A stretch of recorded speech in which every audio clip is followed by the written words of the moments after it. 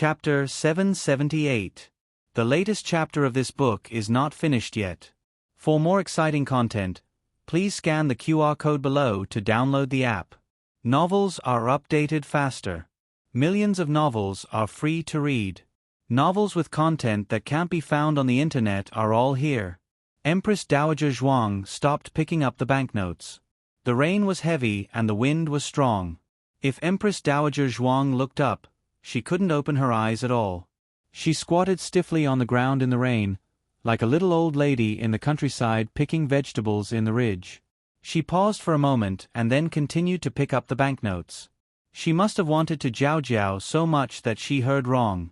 How could Jiao Jiao appear here in such a heavy rain? Great aunt. It was another familiar voice. This time, the voice was directly above her head. A young man wearing a straw raincoat and a bamboo hat knelt down on one knee beside her.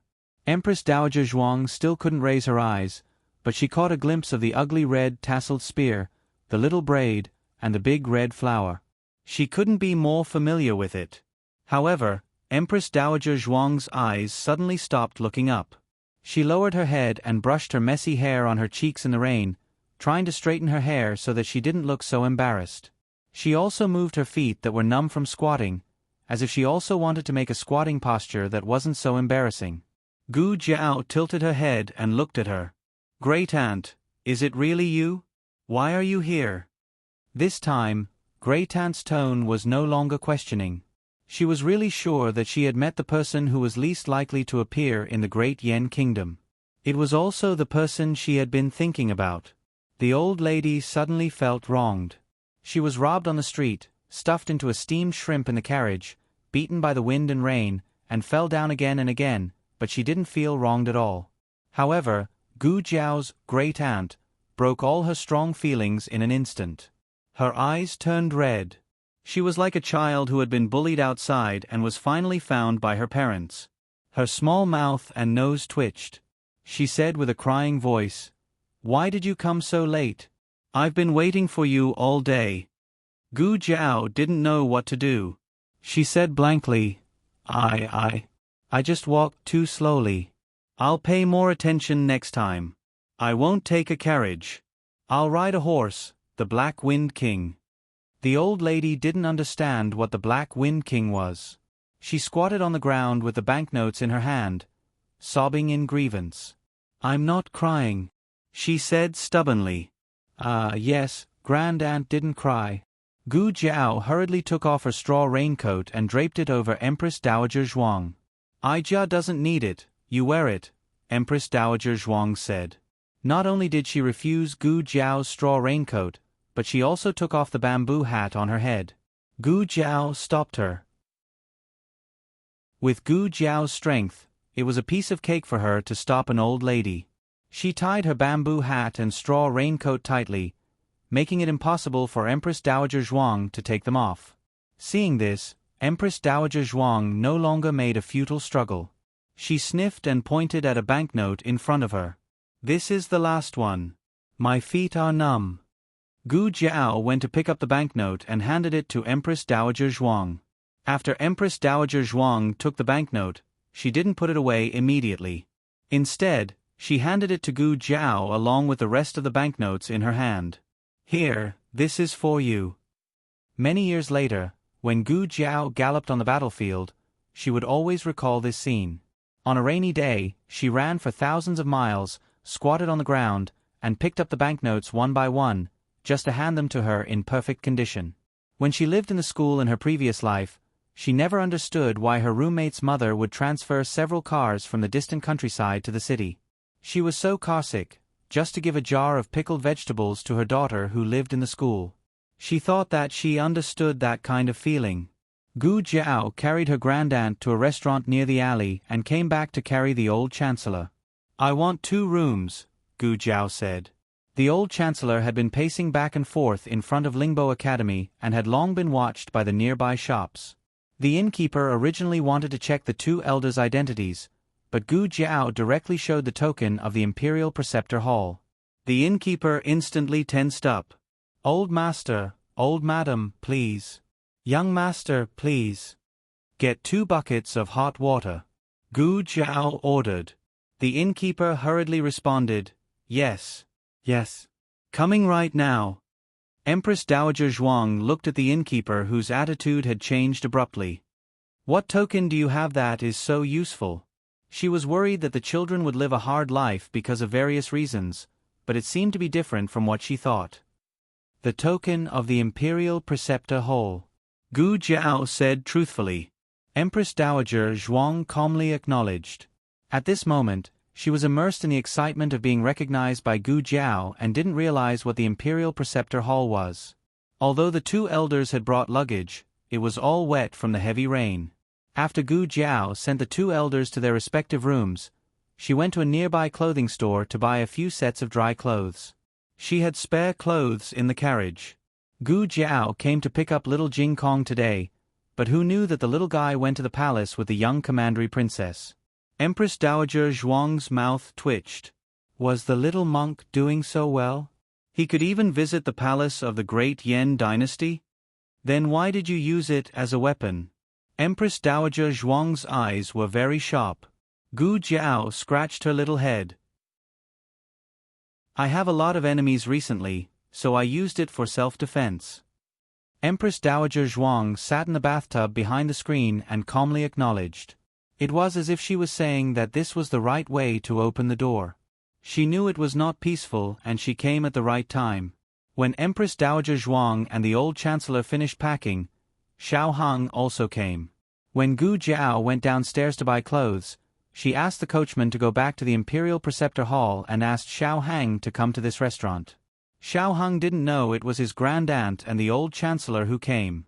When he entered the room and saw the two elders sitting on the armchairs, he was so shocked that he couldn't close his mouth. There weren't many opportunities to see Xiao Heng lose his self-control like this. Gu Jiao sat beside her great-aunt and looked at him calmly. The corners of her lips curled up slightly. Apparently, she enjoyed her husband's confused expression very much. Xiao Heng woke up from the shock after a while. He quickly went into the room, closed the door and bolted the door. Grand Aunt, teacher. He greeted them in surprise. The old chancellor coughed lightly.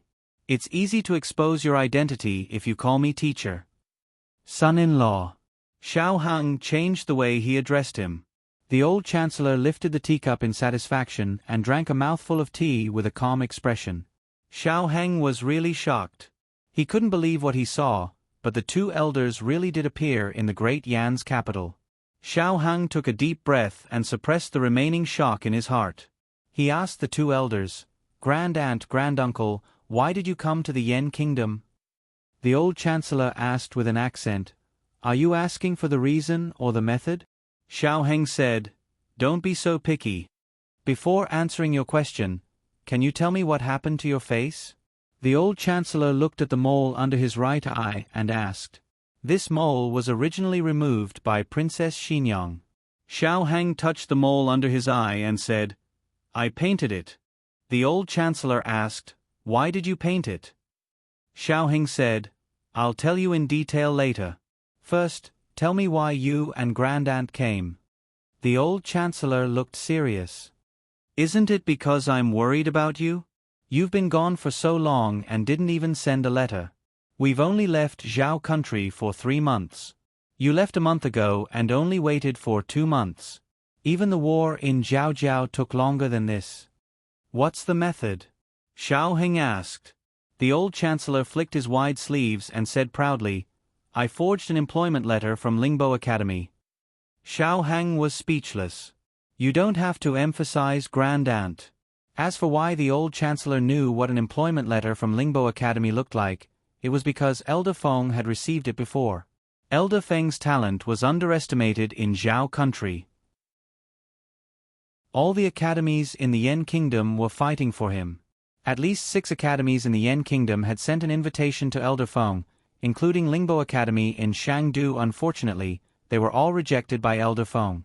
The old chancellor had seen those documents and forged one according to his memory. However, Lingbo Academy's forgery was so good that he only succeeded after more than a month. If it was someone else, they wouldn't be able to forge it at all. Gu Jiao leaned against her grandaunt and listened to the conversation between the master and disciple. She was rarely so close to others and looked like she was leaning against her grandaunt's arm. At this moment, she wasn't the commander of the Black Wind Cavalry who fought for her life, nor was she the young doctor who saved lives. She was her grandaunt's Jiao Jiao. Empress Dowager Zhuang wasn't used to being close to others, but when Gu Jiao was by her side, she could let down all her guard. Of course, she didn't hug Gu Jiao in her arms. That wasn't her personality and didn't suit Gu Jiao's personality. The relationship between the two was beyond the superficial intimacy. It was a tacit understanding that could burn their lives for each other. This conversation was mainly between Xiao Hang and the old chancellor. Grandaunt and Gu Jiao were the audience in the room. They watched the master and disciple talk and stare at each other. They especially enjoyed this long-lost intimacy and peace. Both of them thought it was great.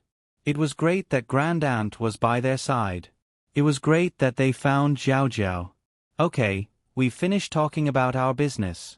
It's time to talk about yours, the old chancellor said.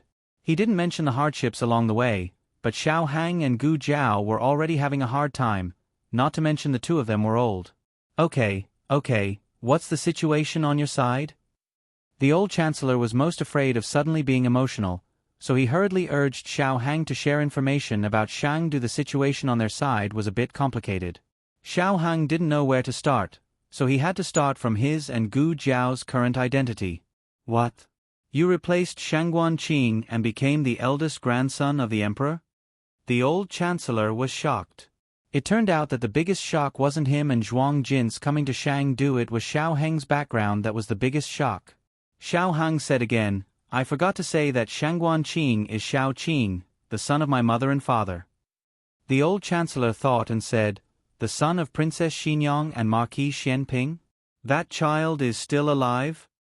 Yes, Xiao Heng said, he was brought to the Yen kingdom by my mother.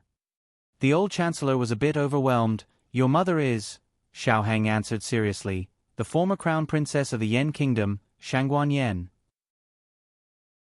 So the woman brought back to the capital by Marquis Xianping wasn't a slave of the Yen kingdom, but a princess of the royal family.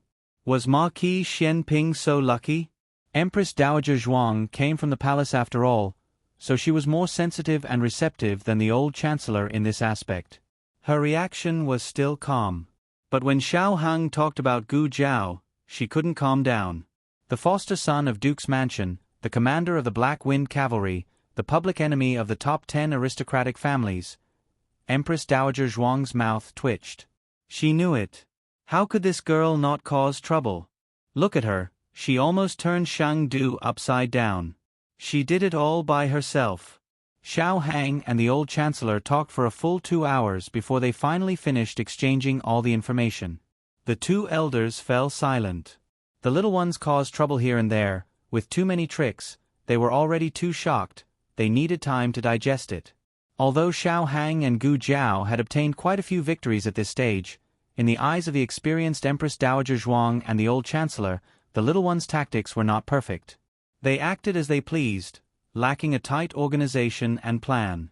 Thinking back to the time when Empress Dowager Zhuang and the old chancellor fought so fiercely, it was from the court to the inner palace, from the inner palace to the officialdom, it even indirectly affected the battlefield. The two little ones' tactics were just a drop in the ocean. Empress Dowager Zhuang snorted, if you only had Aheng's tactics back then, I would have exiled you 3,000 miles away, never to return to the capital for the rest of your life. The old chancellor snorted, if you were like Jiao Jiao back then, I would have let you sit in the cold palace for a long time. Xiao Hang and Gu Jiao, you two can quarrel, but can you not drag us into it? Don't we want face? Also, you two did not need to hide your identities back then. Of course, you can fight however you want. I'll have you try changing your identities to the country of Yen. So infuriating. The young couple turned their faces away. Cough, cough. The old chancellor was defeated by Empress Dowager Zhuang's death glare. Heng, where are you living now? An hour later, a carriage entered the imperial tutor's hall. The heavy rain had just stopped, and He walked over from the west side of the corridor while holding a bowl of medicine. He immediately saw Xiao Hang and Gu Jiao leading an unfamiliar couple into the Qilin Hall. He was puzzled and said, "Your Highness Zhong's son, young Master Xiao, they are..." Xiao Hang had a calm expression and said, "They are young Master Zhao's patients. They came from outside the city and had nowhere to go due to the heavy rain, thus I made the decision to bring them in first. I will speak with Imperial Tutor later on." Yuhi quickly said, "No need, it's a small matter. Master has already made it clear to have your Highness Zhong's son treat the Imperial Tutor's hall as your own home. There's no need to be polite. After all, your Highness Zhong's son has never been polite with the Imperial Tutor's hall. It's not the first time you've brought those scoundrels from Jianghu to spend the night. This time, bringing 2 normal patients can be considered a pleasant surprise." How could Xiao Hang know that Shangguan Qing was so indecent and thought that the Imperial Tutor was being polite? Recently, the inner city had been very strict. Leaving the aunt and grandpa in the inn, Xiao Hang and Gu Jiao were not at ease. Only then did they temporarily bring the 2 elders back to the Imperial Tutor's hall. But the Imperial Tutor's hall was not a place to stay for long. At dawn the next day, Xiao Hang set out to find a suitable residence. The Qilin Hall had many side rooms. Of the dozen or so rooms in the east corridor, only Xiao Hang, Gu Jiao, Shangguan Yen, little Jing Kong and a few servants lived in them. There were still quite a few rooms that were empty. Because it was 2 in-laws, living in 2 rooms was too strange. Gu Jiao only had the servants tidy up 1 room. The old chancellor looked at the spacious room and said nervously, That, I'll sleep on the floor tonight. He. Empress Dowager Zhuang rolled her eyes and went to Gu Jiao's side. "Your Highness Zhong's son." 4 palace maids who were sweeping the corridor saluted Xiao Hang in unison. Xiao Hang nodded slightly. "You can go and do your work." "Yes." The 4 continued to work. Empress Dowager Zhuang just walked to the door of Gu Jiao's room. She looked at the 2 palace maids and 2 eunuchs who were doing the sweeping. Her eyes fell on one of them, and she frowned slightly. The latest chapter of this book is not finished yet. For more wonderful content, please scan the QR code below to download the app. The novel is more complete and updated faster. Millions of novels are free to read. There are novels with connotations that can't be found on the internet here. https://www.zhbqg.com/89642/826388110. HTML Genius remembered the website address in 1 second. www.zhbqg.com Biku Pavilion Mobile Reading Website. zhbqg.com. Chapter 779. The latest chapter of this book is not finished yet. For more wonderful content, please scan the QR code below to download the app. Novels are updated faster. Millions of novels are free to read. Novels with connotations that can't be found on the internet are available here. Xiao Hang went to Shangguan Yan's room. There were a total of 5 palace maids serving Shangguan Yan. One was the little palace maid Huan brought from Zhaoyang Hall, and the rest were the 4 people sent by Zhang Dequan this morning. These 5 people didn't know that Shangguan Yan was pretending to be sick, but because Huan served Shangguan Yan for the longest time, Xiao Hang left her in the room. "Did my mother wake up?" Xiao Hang asked Huan. Huan bowed and said, replying to His Highness Zhong's son, "The 3rd princess hasn't woken up.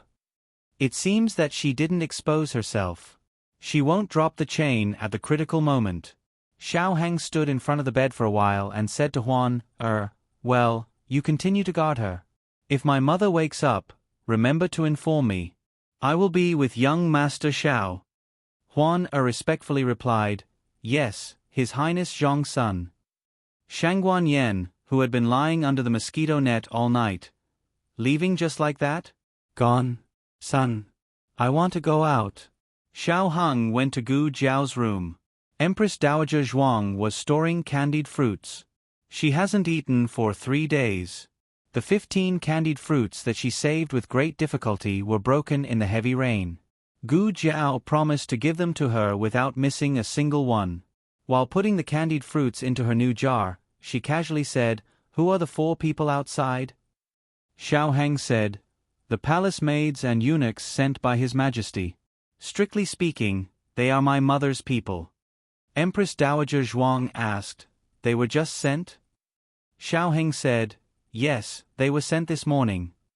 Empress Dowager Zhuang lightly said, "That little eunuch with protruding ears, keep an eye on him." Xiao Heng realized something and asked with a frown, "Is there a problem with him?" "Yes." Empress Dowager Zhuang gave him an affirmative answer without hesitation. Xiao Heng was slightly stunned. That little eunuch seems to be the most honest of the 4. Moreover, the 4 of them were sent by Zhang Dequan. My mother said that Zhang Dequan is a trustworthy person. Empress Dowager Zhuang said, "Either your mother trusted the wrong person or Zhang Dequan trusted the wrong person." Xiao Heng pondered for a moment. How did Grand Aunt know? Empress Dowager Zhuang said, "I think that person is an eyesore and I hate him. If he can make me feel this way, there must be a problem." Xiao Heng, is that so? Empress Dowager Zhuang sighed and said, "When you have been betrayed by 1,000 palace servants, you will remember the appearance of 1,000 betrayals. All your little thoughts will have nowhere to hide." Gu Jiao said, "Great Aunt, please speak human language." Empress Dowager Zhuang said, "I want a candied fruit." Gu Jiao. It was impossible to give more candied fruits. If she said 15, then it was 15. Empress Dowager Zhuang finished the last candied fruit and smacked her lips. She wanted to take 2 more while Gu Jiao wasn't paying attention. As soon as she raised her hand, Gu Jiao said, "There are 6 left on the plate." Gu Jiao was making a mattress on the bed. She didn't look up, but she saw the shadow on the ground. Empress Dowager Zhuang's body stiffened. She curled her lips and pushed the plate of candied fruits to the side. She snorted with a sour face. "Can there be some trust between people? Am I the kind of person who steals candied fruits? Humph. I don't want to eat anymore. Lu Lang is for you to eat." Okay. Xiao Heng brought the plate of candied fruits over under Empress Dowager Zhuang's death stare. Needless to say, these 6 candied fruits would become Empress Dowager Zhuang's private property in a while. Xiao Heng said, That eunuch." Empress Dowager Zhuang chuckled and said, "This kind of low-class little trick is something that I've never played before. Keep him. I want to see who sent him." She actually planted a spy beside her Jiao Jiao and Lu Lang. She must be tired of living. If I can't crush you to death, then my name isn't Zhuang Jin's. "Great Aunt, do you have a plan?" Xiao Heng asked.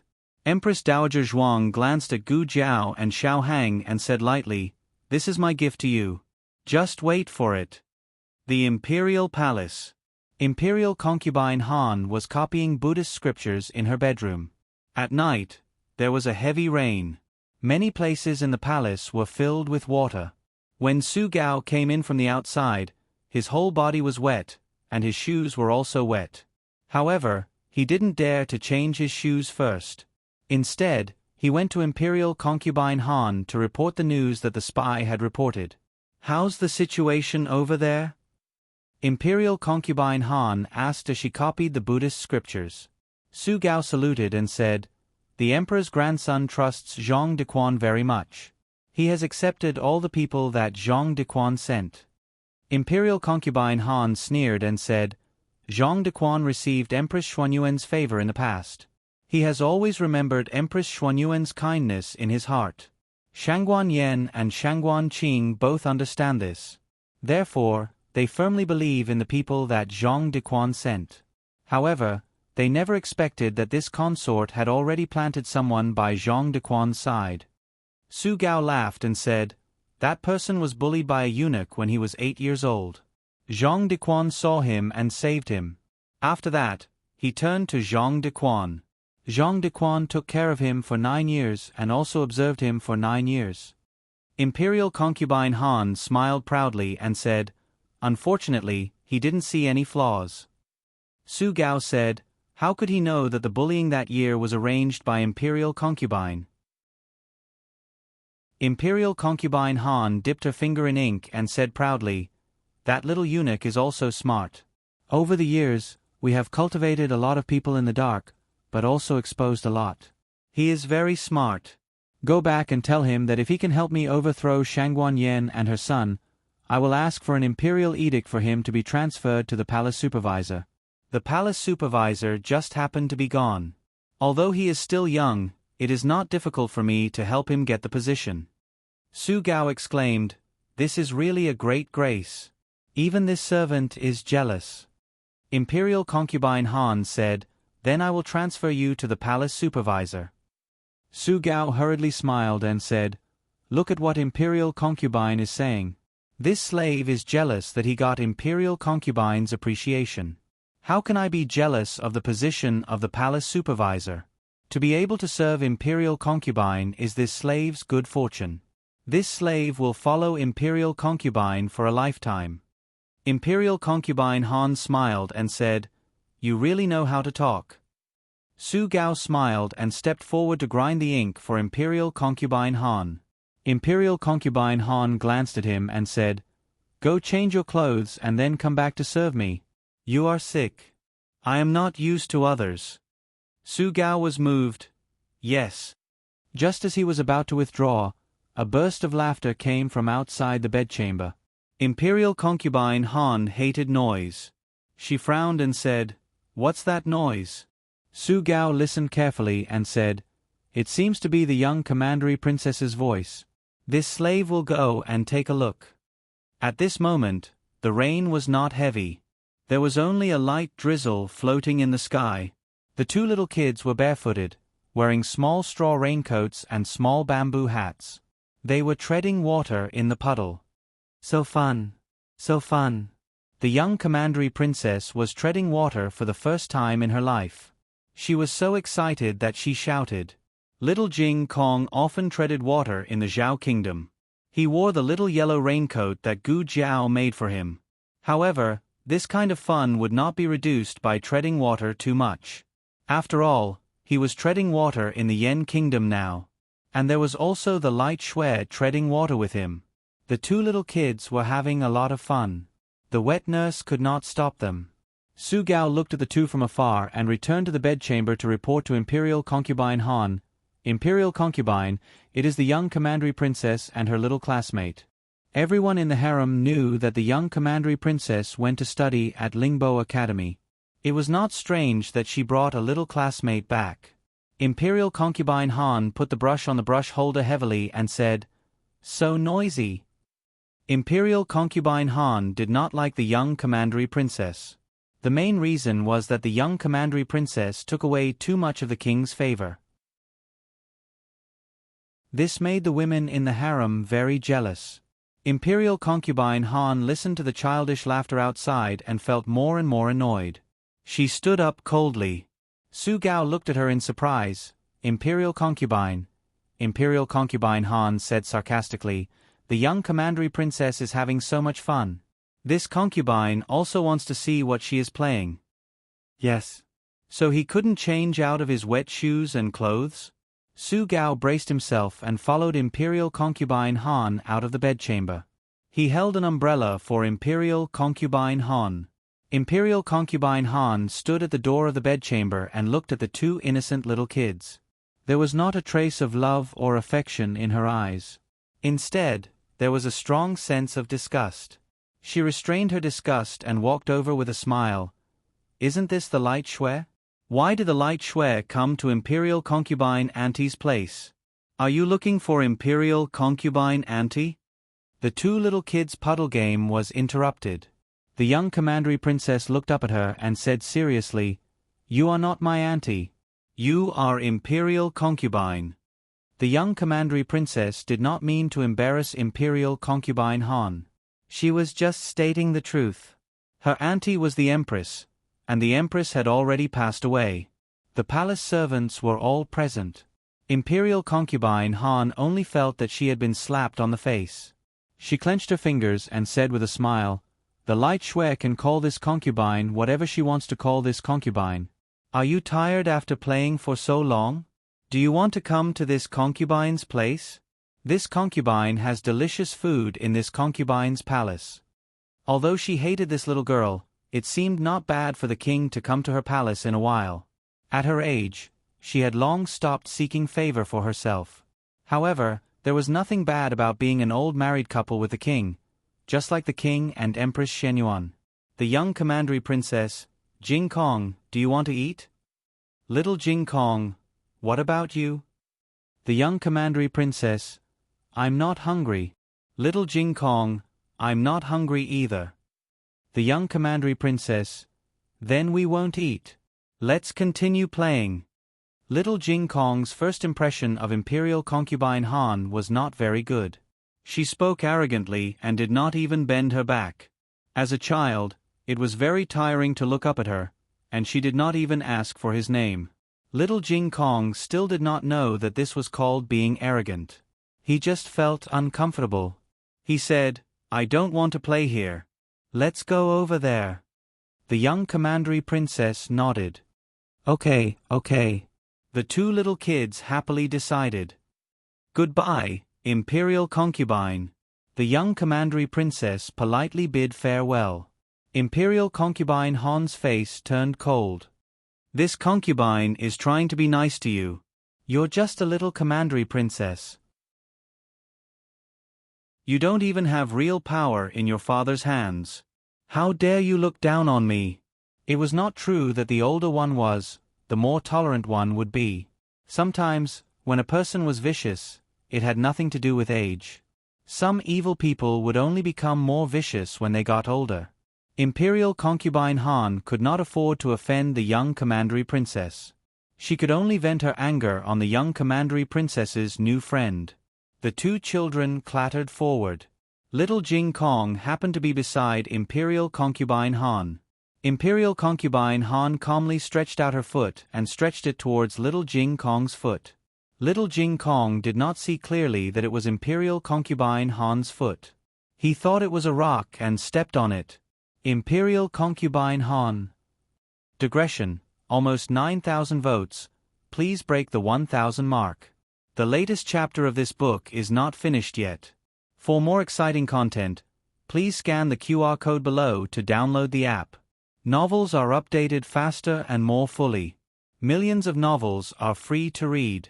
All the novels that you can't find online are available here.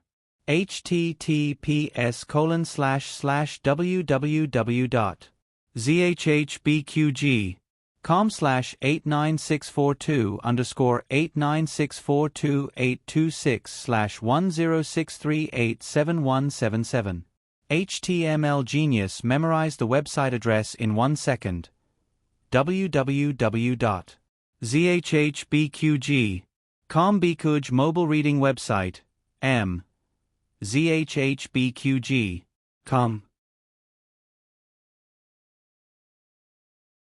Chapter 780. The latest chapter of this book is not finished yet. For more exciting content, please scan the QR code below to download the app. The novel will be updated faster. Millions of novels will be read for free. There are all kinds of novels that can't be found online.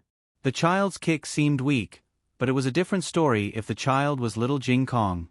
This was little Jing Kong, who had been practicing martial arts in the temple since he was a child and had started practicing martial arts not long ago. The strength of his kick was incredible. Imperial concubine Han only felt that the back of her foot had been hit by a small weight. She let out a cry of pain. Ouch! Then, she lost her balance and fell backwards, awkwardly sitting on the muddy path. Mud splashed everywhere. Little Jing Kong pulled the young princess and jumped to the side. In the end, only Imperial concubine Han's face was splashed with mud. Imperial concubine Han was stunned. She was already so old. She didn't expect to fall down like this, especially in front of all the servants. She flew into a rage out of humiliation. There was a piercing pain in her right foot and ankle. Her well-maintained face was scrunched up, and she could no longer maintain her usual noble calmness. The palace servants were frightened. Su Gao hurriedly walked forward. Imperial concubine, Imperial concubine. Are you okay? The two little kids stared at her blankly, not understanding what had happened. Although the touch of stones and feet were different, how could children be so sensitive in this aspect? Little Jing Kong was completely surprised. Why did this old granny fall down? Imperial concubine Han was about to be helped up by someone, but the word, granny, made her so angry that her entire body exploded and she fell down again. Old granny. Little kid, do you have any eyesight?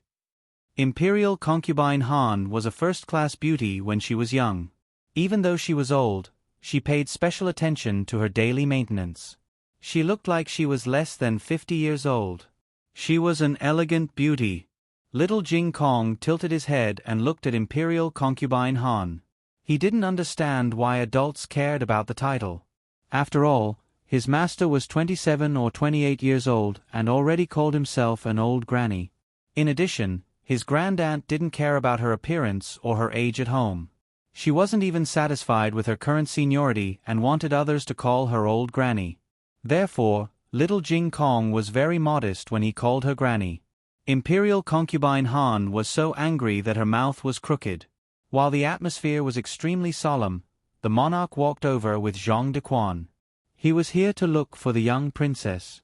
The little lass didn't insist on going to the state preceptor's hall today.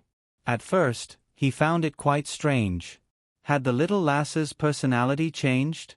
Or was she tired of playing with her little friend? Then, he heard that she had brought her little friend back to the palace.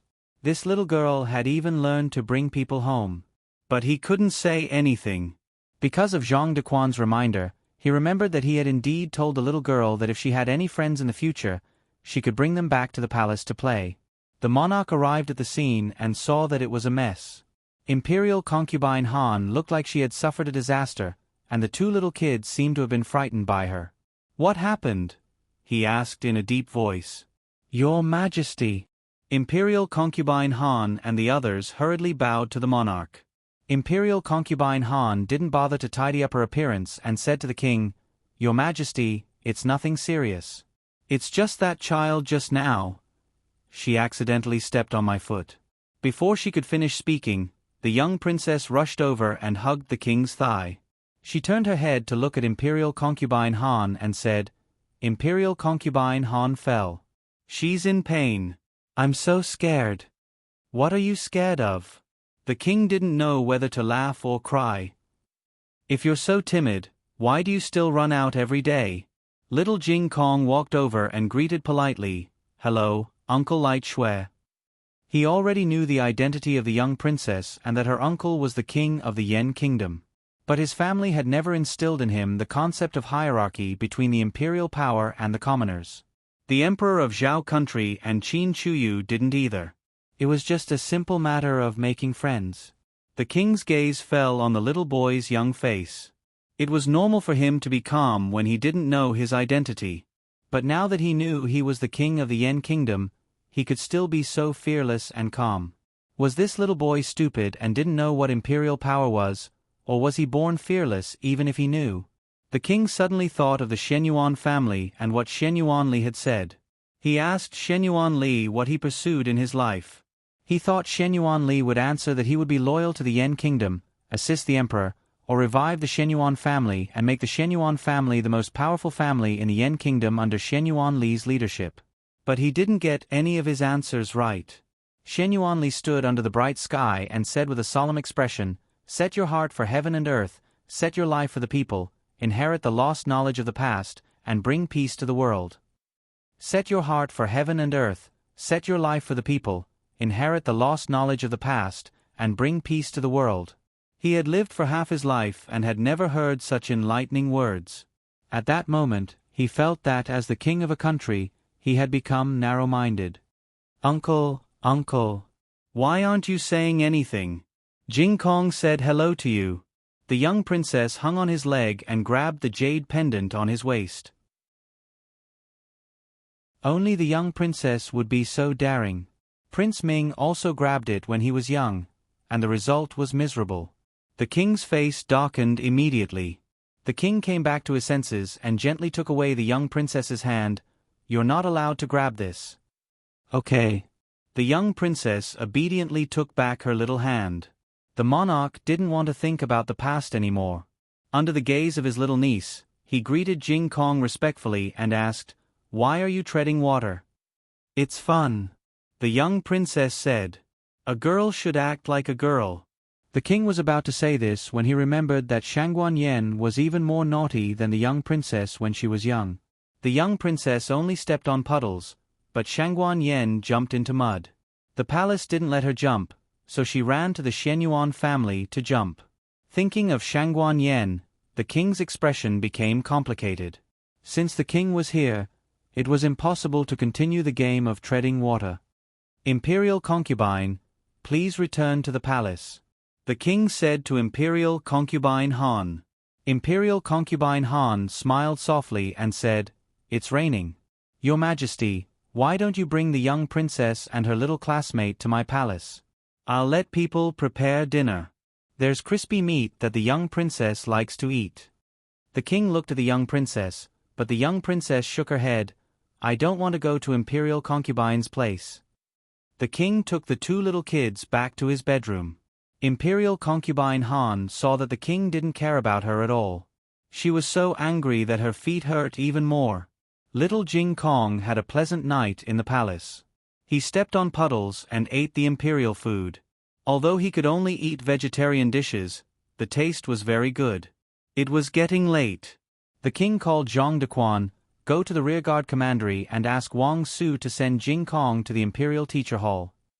The imperial grandson liked children very much and asked him to accompany him in the imperial teacher hall. The king was very tolerant towards a grandson who was about to die. As long as he didn't kill or set fire, the king would let him do whatever he wanted. Wang Su had a friendship with the imperial grandson.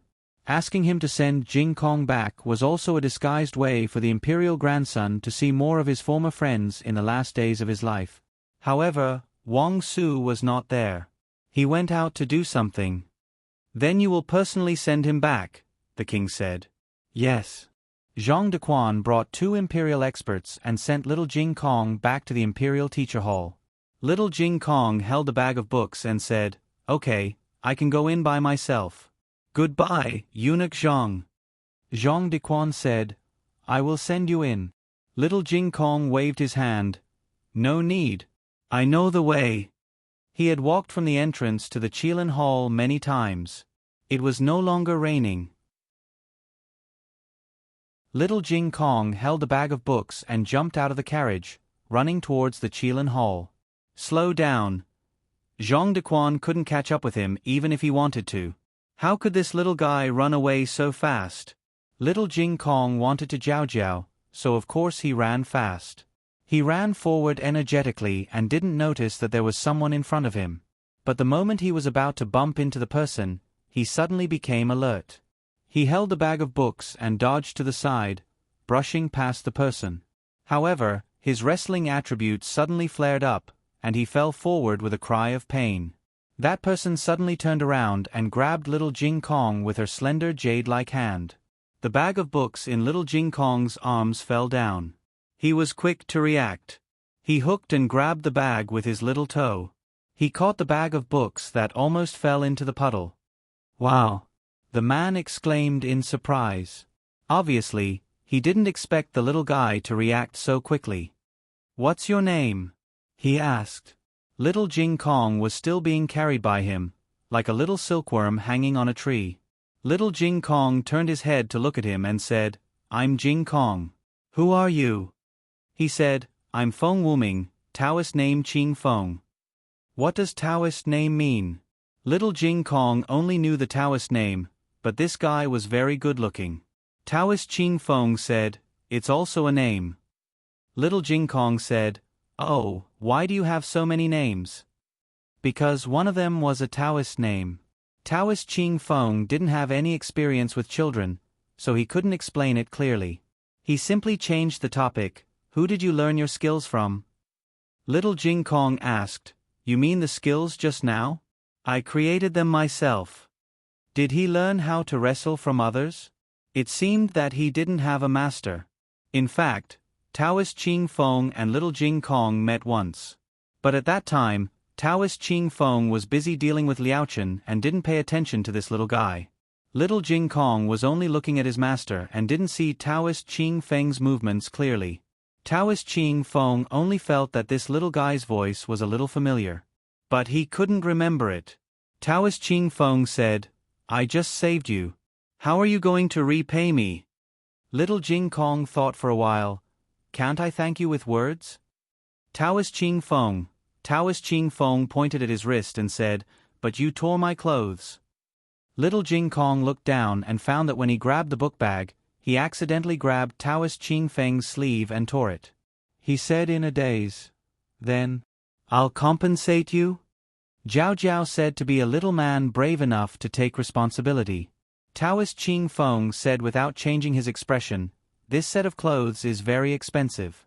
You can't afford it unless you compensate me with yourself." He wanted to take this kid as his disciple. Little Jing Kong exclaimed in surprise. He hugged his bag and frowned in embarrassment. But I'm already Jiao Jiao's. How about this? I'll compensate you with my master." On a roof somewhere in Shangdu, a monk who was drinking with his head up sneezed fiercely. Digression: set your heart for heaven and earth, set your life for the people, inherit the lost knowledge for the past sages, and create peace for all ages. Zhang Zai, a master of the Northern Song Dynasty. The latest chapter of this book is not finished yet. For more exciting content, please scan the QR code below to download the app. Novels are updated faster. Millions of novels are free to read. There are all kinds of novels that can't be found on the internet here. https://www.zhbqg.com/89642/826468892. HTML Genius memorized this website's address. www.zhbqg.com Bikuj mobile reading website. zhbqg.com.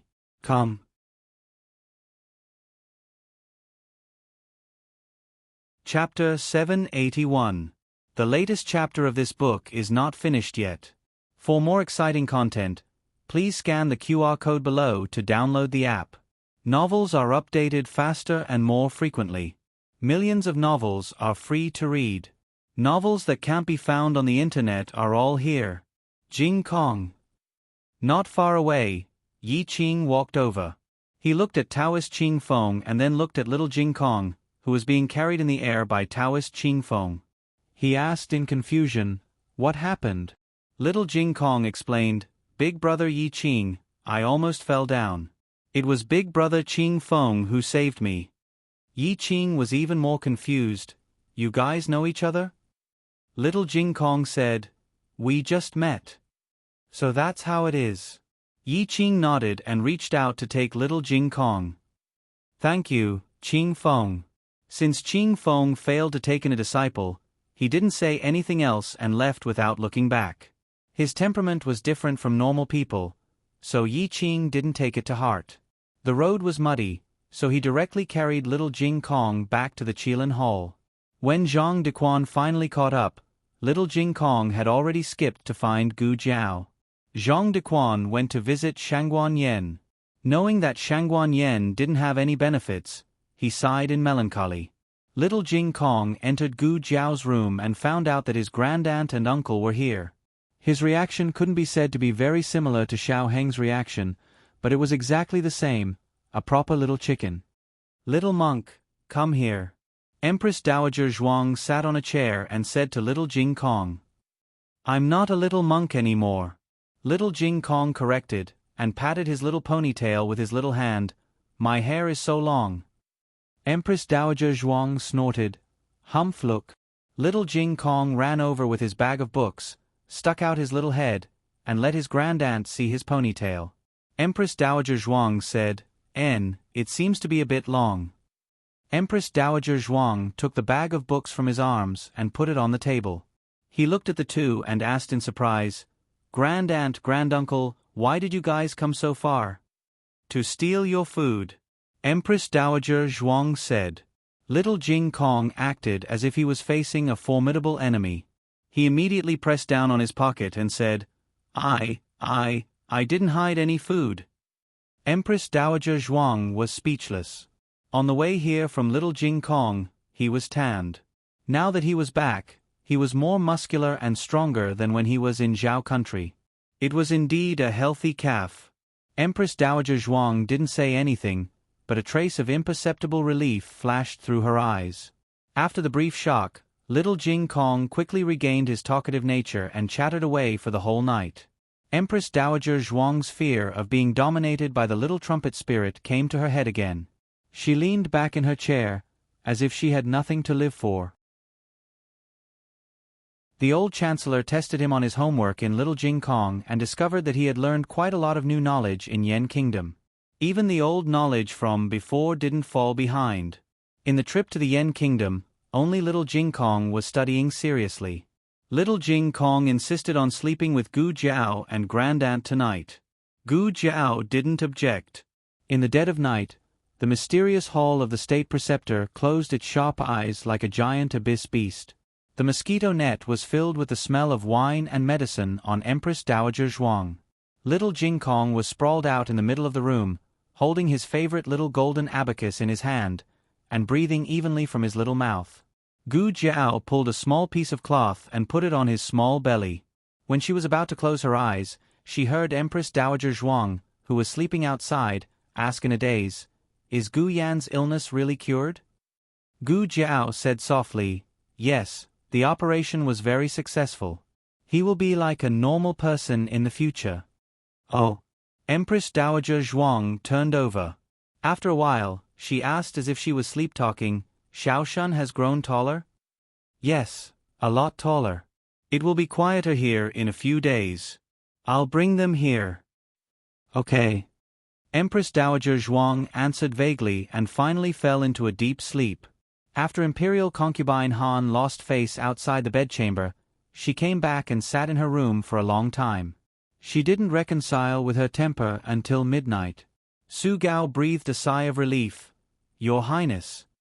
Imperial concubine Han calmed down and looked calm for a long time. "I'm fine. You can leave."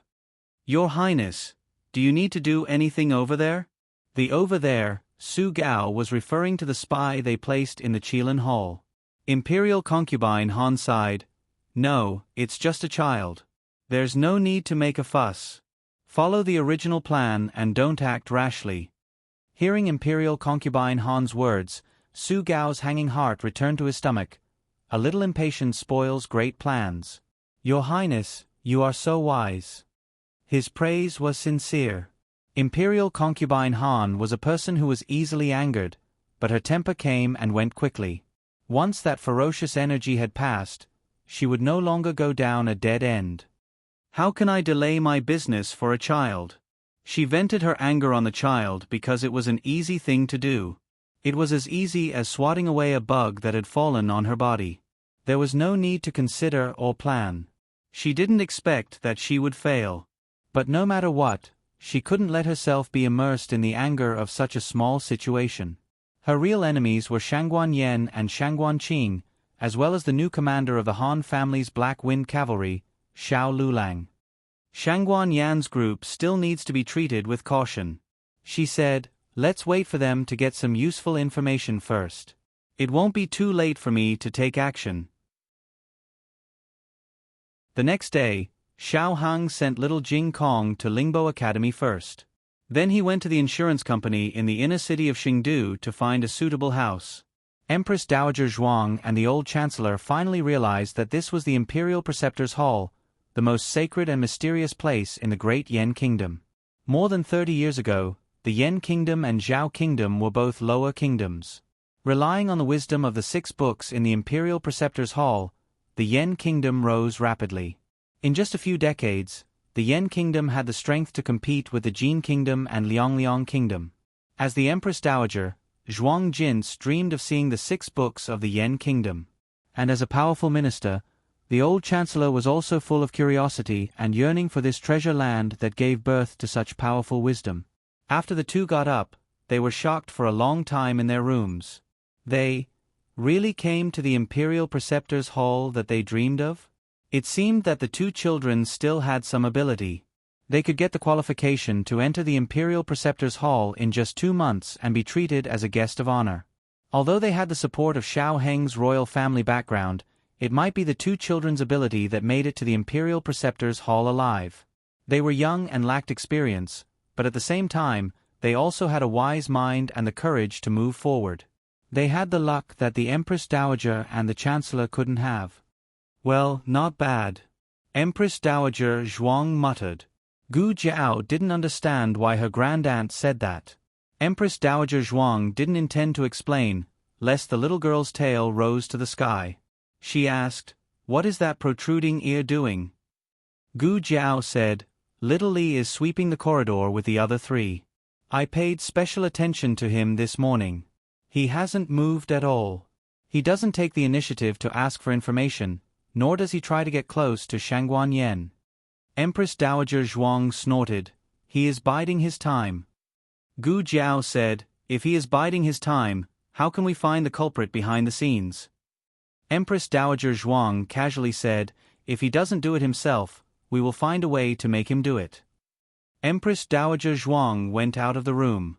She came to the corridor. The 4 of them were diligently cleaning, not too far from each other, but not too close. Empress Dowager Zhuang walked over with a body full of medicine and the smell of wine. She was just an ordinary patient, so the palace servants naturally wouldn't salute her. Correspondingly, she also wouldn't attract attention. When she passed by little Li, who was sweeping the floor, Empress Dowager Zhuang's footsteps paused and said in a voice that only the 2 of them could hear, "Master told you not to act rashly. You must stay calm." After that, she walked away as if nothing had happened. Gu Jiao observed little Li from the crack of the door. Little Li's expression was still the same, but he looked at her grandaunt strangely. This was a perfectly normal reaction after being accosted by a stranger and said strange words. This acting skill was superb. If her grandaunt didn't say that he was a spy, who could see it? Empress Dowager Zhuang went to Gu Jiao's place.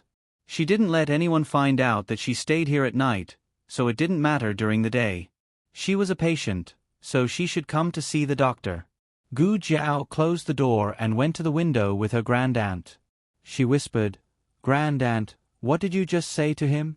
"I just told him not to act rashly and to stay calm," Empress Dowager Zhuang said and then added, in the language of Zhao country.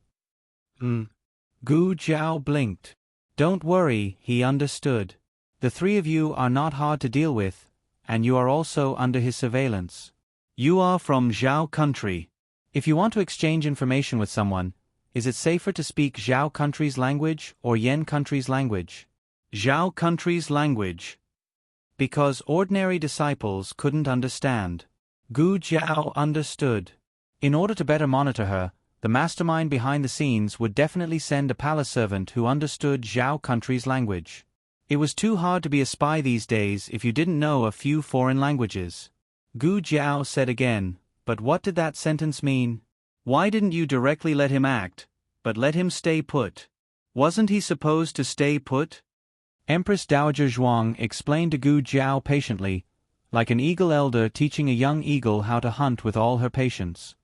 His master told him not to make a move. If I let him make a move, he would be able to tell at a glance that I am testing him.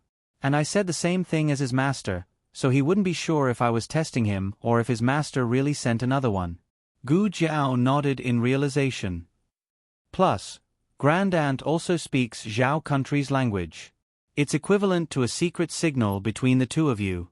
You can say that. Empress Dowager Zhuang said lightly, "Next, he will definitely carefully verify the authenticity of my identity." Will he believe it? Gu Jiao asked. Empress Dowager Zhuang said, "He can't completely believe it, but he can't completely not believe it. He is a careful person, but because he is too careful, he will definitely verify the authenticity of my identity to eliminate the possibility that he has already been exposed." Everything was as Grandaunt expected. After holding it in for a whole day, Little Li finally couldn't hold it in anymore. In 1 minute, he looked outside the Qilin Hall 3 times. This meant that he couldn't wait to go out. Gu Jiao was happy to make things convenient for him. She called 2 eunuchs. I don't have enough herbs.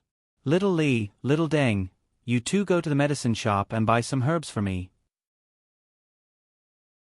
I'm embarrassed to always use the Imperial Preceptor Hall's herbs. The 2 took the prescription she handed over and sat in the carriage to leave the Imperial Preceptor Hall. Little Li was a person who had received special training. Ordinary experts couldn't hide from his eyes. However, he would never dream that the one who was following him wasn't the expert he faced in the past, but the sky overlord, Little Jiao. Who would notice a bird flying in the night sky? They couldn't even see it, okay? Little Li put some medicine in Little Deng's tea. Then, while Little Deng kept running to the toilet due to his abdominal pain, he went to a gambling house. He met a person in the backyard of the gambling house and took a pigeon that was already prepared. He dipped a brush in ink and drew 3 strokes on the pigeon's right leg. Then, he released the pigeon. The pigeon flew all the way to the Imperial Palace and flew into Imperial Concubine Han's bedroom. Just as it was about to land on Imperial Concubine Han's windowsill, Little Jiao flew over and took it away. Little Jiao flew back to the Qilin Hall and threw the pigeon that had already fainted on Gu Jiao's windowsill. Little Jiao also brought back a Buddhist scripture that was pierced through by its claws. There was no useful information found on the pigeon, only 3 ink marks, which was probably a secret signal. It was quite cautious. Gu Jiao took the Buddhist scripture and went to Shangguan Yan's room. Shangguan Yan recognized that it was Imperial Concubine Han's handwriting at a glance. Gu Jiao. It turned out to be her. It's good that it's her. If Zhang Dequan had the intention to harm her, then Empress Xuanyuan's kindness would have been fed to the dogs. Regarding how to deal with Imperial Concubine Han, the 3 female Zhuge sisters had a fierce discussion in the room. It was mainly Gu Jiao and Shangguan Yan's discussion, while Great Aunt listened calmly. Shangguan Yan advocated to beat Imperial Concubine Han at her own game. When Imperial Concubine Han asked Little Li to frame her, they would counterattack. Empress Dowager Zhuang didn't even lift her eyelids, too slow. Gu Jiao took the initiative to attack. She had a hallucinogen. She could make Little Li tell the truth and confess that Imperial Concubine Han was the mastermind behind the scenes. She could also reveal the wrong information to Little Li and lead Imperial Concubine Han to jump into a trap. Empress Dowager Zhuang. It's too complicated. They didn't have much time to waste, nor many opportunities to take advantage of. They must hit Imperial Concubine Han with one blow. And the more complicated the method, the more variables there were in the middle. Empress Dowager Zhuang's meaningful gaze fell on Shangguan Yan. Shangguan Yan felt a chill in her heart. What? Empress Dowager Zhuang, your injury has healed. Shangguan Yan. I haven't. Empress Dowager Zhuang. No, you have. The latest chapter of this book is not finished yet. For more wonderful content, please scan the QR code below to download the app. Novels are updated faster. Millions of novels are free to read. Novels with connotations that can't be found on the internet are all available here. https://www.zhbqg.com/896428826/10636759. HTML Genius remembers this site's address in a second. www.zhbqg.com Biku Gu mobile version reading website, m. zhbqg.com.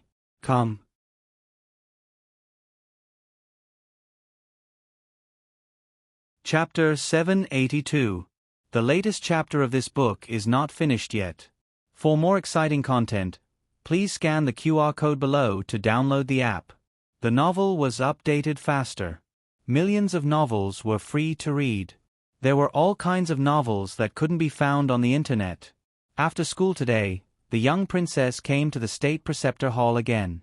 The 2 little kids finished the homework assigned by Master Lu.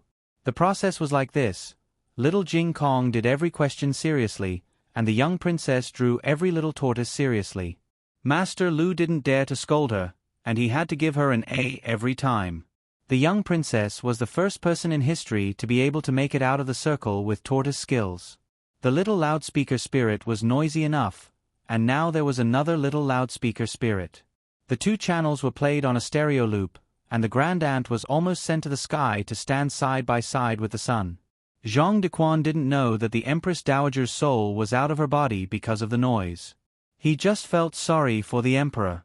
The emperor loved the young princess so much and looked forward to seeing her every day. But a grown girl couldn't be kept at home. In the yard, Zhang Dequan said embarrassedly, "Young princess, we can't always come to the state preceptor hall." The young princess said confidently, "I'm here to visit my nephew and cousin." "What's wrong with that? Are you here to visit Prince Zhong's son and the third princess? Do you want to put down the comb in your hand before you talk?" The two little kids were grooming the horse. The Horse King had already escaped. Now, the Black Wind King was lying on the ground meekly, and the two little kids were lying on its body fearlessly. "Your hair is really beautiful." The young princess was grooming the Black Wind King's mane as she said in a cute voice.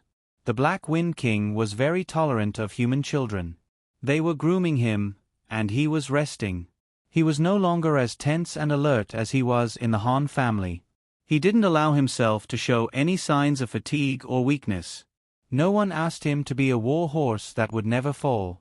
He could rest, be lazy, and enjoy the leisure time that he hadn't enjoyed for 15 years.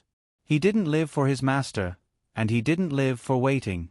For the rest of his life, he only lived for himself and fought for his companions. Fighting side by side wasn't a task, but a conscience. In the house, Gu Jiao finished the third figurine. She had been working on it the whole day and her eyes hurt. "Is this all right, Grand Aunt?" Gu Jiao handed the little person to Empress Dowager Zhuang and asked. Great Aunt nodded and said to the old Chancellor, "You still haven't finished writing?" I'm done." The old Chancellor put down the brush and pasted the notes on the back of the little person. The method that his great-aunt mentioned was actually very simple, but also very crude, the Yen Shang technique. It was commonly known as stabbing little people. In this feudal and superstitious era, the art of Yen Shang was forbidden by the law because everyone believed in it and thought it was extremely vicious. It was similar to murder and arson, and was also sinister. "Silver needles," said his great-aunt. Gu Jiao took out a silver needle and stabbed it into the little person's body, jokingly asking, "Grand Aunt, are you not afraid of stabbing Aheng to death?" Empress Dowager Zhuang calmly said, "These are not Aheng's birth characters. They are Shao Qing's." Gu Jiao, Empress Dowager Zhuang continued, "Also, this thing is useless. It's completely useless." Her tone was filled with hidden bitterness. It was as though she had personally tested it and wasted a large amount of energy only to have it end in failure. Gu Jiao was curious and asked, "How do you know? Grand Aunt, have you tried it before? Who have you stabbed before?" Empress Dowager Zhuang secretly glanced at the old Chancellor across from her and gently coughed. "No one." Gu Jiao took in her grand-aunt's gaze and felt admiration for the son-in-law. To be able to survive under his grand-aunt's methods, he really was tenacious and strong. Gu Jiao continued to make the little person. The little person has been made. Now, we just need to see how it will be placed in Imperial Concubine Han's palace. It was a dark and windy night. A small figure wearing a eunuch's uniform passed through the dog hole in the cold palace and stood up with a head full of grass. Outside the walls of the cold palace, a young man's voice sounded, "I will wait for you here." "Understood," the eunuch said. "Take care of yourself." "So long-winded." The little eunuch snorted and turned away. The little eunuch swaggered in the palace until there were more and more palace people in front of him. The little eunuch's shoulders shrank and made a submissive appearance. The little eunuch came to a palace that emitted a burst of flower fragrance and knocked on the closed door. "Who is it?" A little palace maid came over impatiently. "Nyong Nyong has already rested." "Who is knocking on the door and making noise outside?" The little eunuch didn't speak and just kept knocking. The little palace maid was annoyed. She removed the door latch and opened the courtyard door. She saw a petite eunuch at the door. The eunuch lowered his head, making people unable to see his appearance. The little palace maid asked, "Who are you? You dare to break into our Xianfu palace in the middle of the night?" The little eunuch still didn't speak and just faintly raised his head. Coincidentally, at this time, an older mama passed by. She suddenly saw a pair of bright phoenix eyes in the night. Her legs went soft and she almost knelt down. The little eunuch, or to be exact, Shangguan Yen, said, "I want to see your nyong-nyong." The mama busily went to the inner hall to report. Not long after, she turned back, dismissed the little palace maid, and politely welcomed Shangguan Yen. All the palace people were dismissed, so the road was very quiet. Only the mama led Shangguan Yen through the picturesque courtyard. Every nyong-nyong in the palace has their own persona. For example, Imperial Concubine Han worships Buddha. Imperial Concubine Wang Xian plants flowers. The two people bypassed the corridor and stood in front of a room. The mama guarded the door and said to Shangguan Yen, "Nyong-nyong is inside. Third princess, please." Shangguan Yen entered the room. Imperial Concubine Wang Xian sat on the main seat, like the sun in the clouds. When she saw Shangguan Yen, her eyes flashed with a trace of surprise. Then she came over and gently asked Shangguan Yen to sit down at the table. Shangguan Yen was very polite. She waited for her to sit down first before she sat down. This was a treatment that none of the previous imperial concubines had ever received. As the crown princess, except for the Empress Dowager and the Emperor, everyone else's status was below her. Imperial concubine Wang Xian smiled. "Yen-er is very polite today." Shangguan Yen said, "Today is different from the past. I am no longer the crown princess. Naturally, I can't put on the airs of a crown princess." Imperial concubine Wang Xian took a sip of tea, her eyes moved, and said, "I heard that Yen-er was seriously injured." Shangguan Yen bluntly said, "To tell you the truth, I faked my injury." Imperial concubine Wang Xian was stunned. Shangguan Yen smiled and said, "With Nyong-nyong's intelligence, you should have already guessed it, right?" Imperial concubine Wang Xian lowered her eyes. "This concubine is surprised that you have the courage to admit it in front of this concubine." Shangguan Yen said, "I came with sincerity. Naturally, I won't hide anything from Nyong-nyong." Imperial concubine Wang Xian, the crown prince hurt you, and the Han family tried to assassinate Qing-er. It's reasonable that you would find a way to dismiss this case. I don't just want to dismiss this case. Shangguan Yan's boldness and straightforwardness made Imperial concubine Wang Xian unable to resist. Imperial concubine Wang Xian opened her mouth. "You." Shangguan Yan's expression suddenly became solemn. "I want to be the crown princess again. I ask Imperial concubine Wang Xian to help me." Imperial concubine Wang Xian's eyes flashed with a trace of surprise again. This concubine will put in a good word for you in front of His Majesty. But whether you can get back the position of the crown princess is not something this concubine can decide." Shangguan Yen smiled. "Imperial concubine Wang Xian, I came with sincerity. Why do you have to hide it? Can a 10-year-old sixth prince really be more reliable than me?"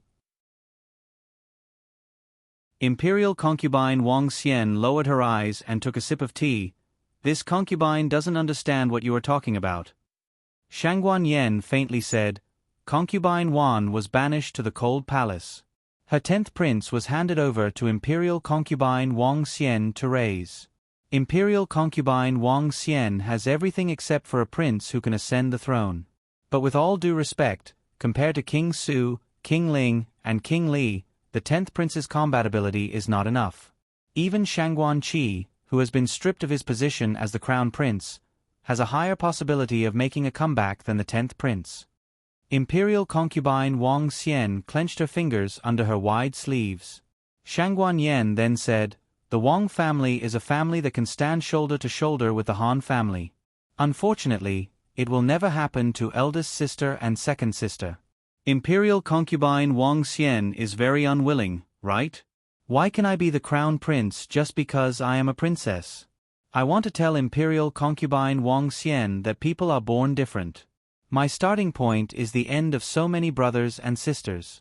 Even if I am a dragon in the shallows, as long as I want to come back, I still have the greatest chance of winning. Imperial concubine Wang Xian faintly smiled. The Shenyuan family is gone, what chance do you have to win?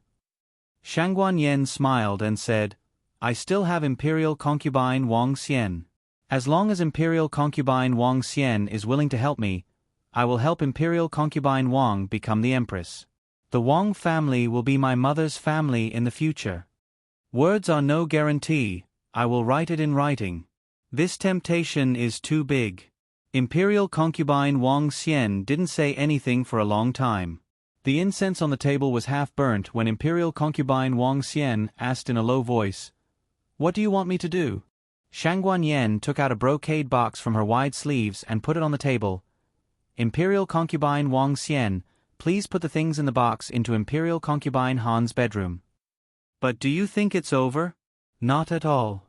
Shangguan Yen turned around and went to the Chen Palace. As long as Imperial concubine Wang Xian is willing to help me, I will help Imperial concubine Wang Xian become the empress. Dong family will be my maternal family in the future. As long as Imperial concubine Wang Xian is willing to help me, I will help Imperial concubine Wang Xian become the empress. Yang family will be my maternal family in the future. Imperial concubine Wang Xian is treating me as an outsider. We will be a family in the future. Chen family will be my maternal family. I will help Imperial concubine Wang Xian become the empress. Imperial concubine Wang Xian, please rest assured. As long as you and I join hands, the position of empress and crown princess will be ours. I don't have a maternal family, so I will have to rely on the Feng family in the future.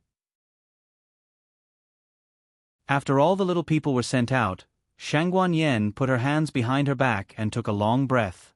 Sure enough, shameless people are invincible in the world.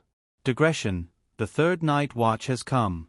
Is there a monthly ticket for me to sneak in? The latest chapter of this book is not finished yet. For more wonderful content, please scan the QR code below to download the app. Novels are updated faster. Millions of novels are free to read. Novels with connotations that can't be found on the internet are all available here. https://www.zhbqg.com/89642_89646363152. HTML Genius remembers this site's address in a second. www.zhbqg.com Biku Gur Mobile Edition website. zhbqg.com.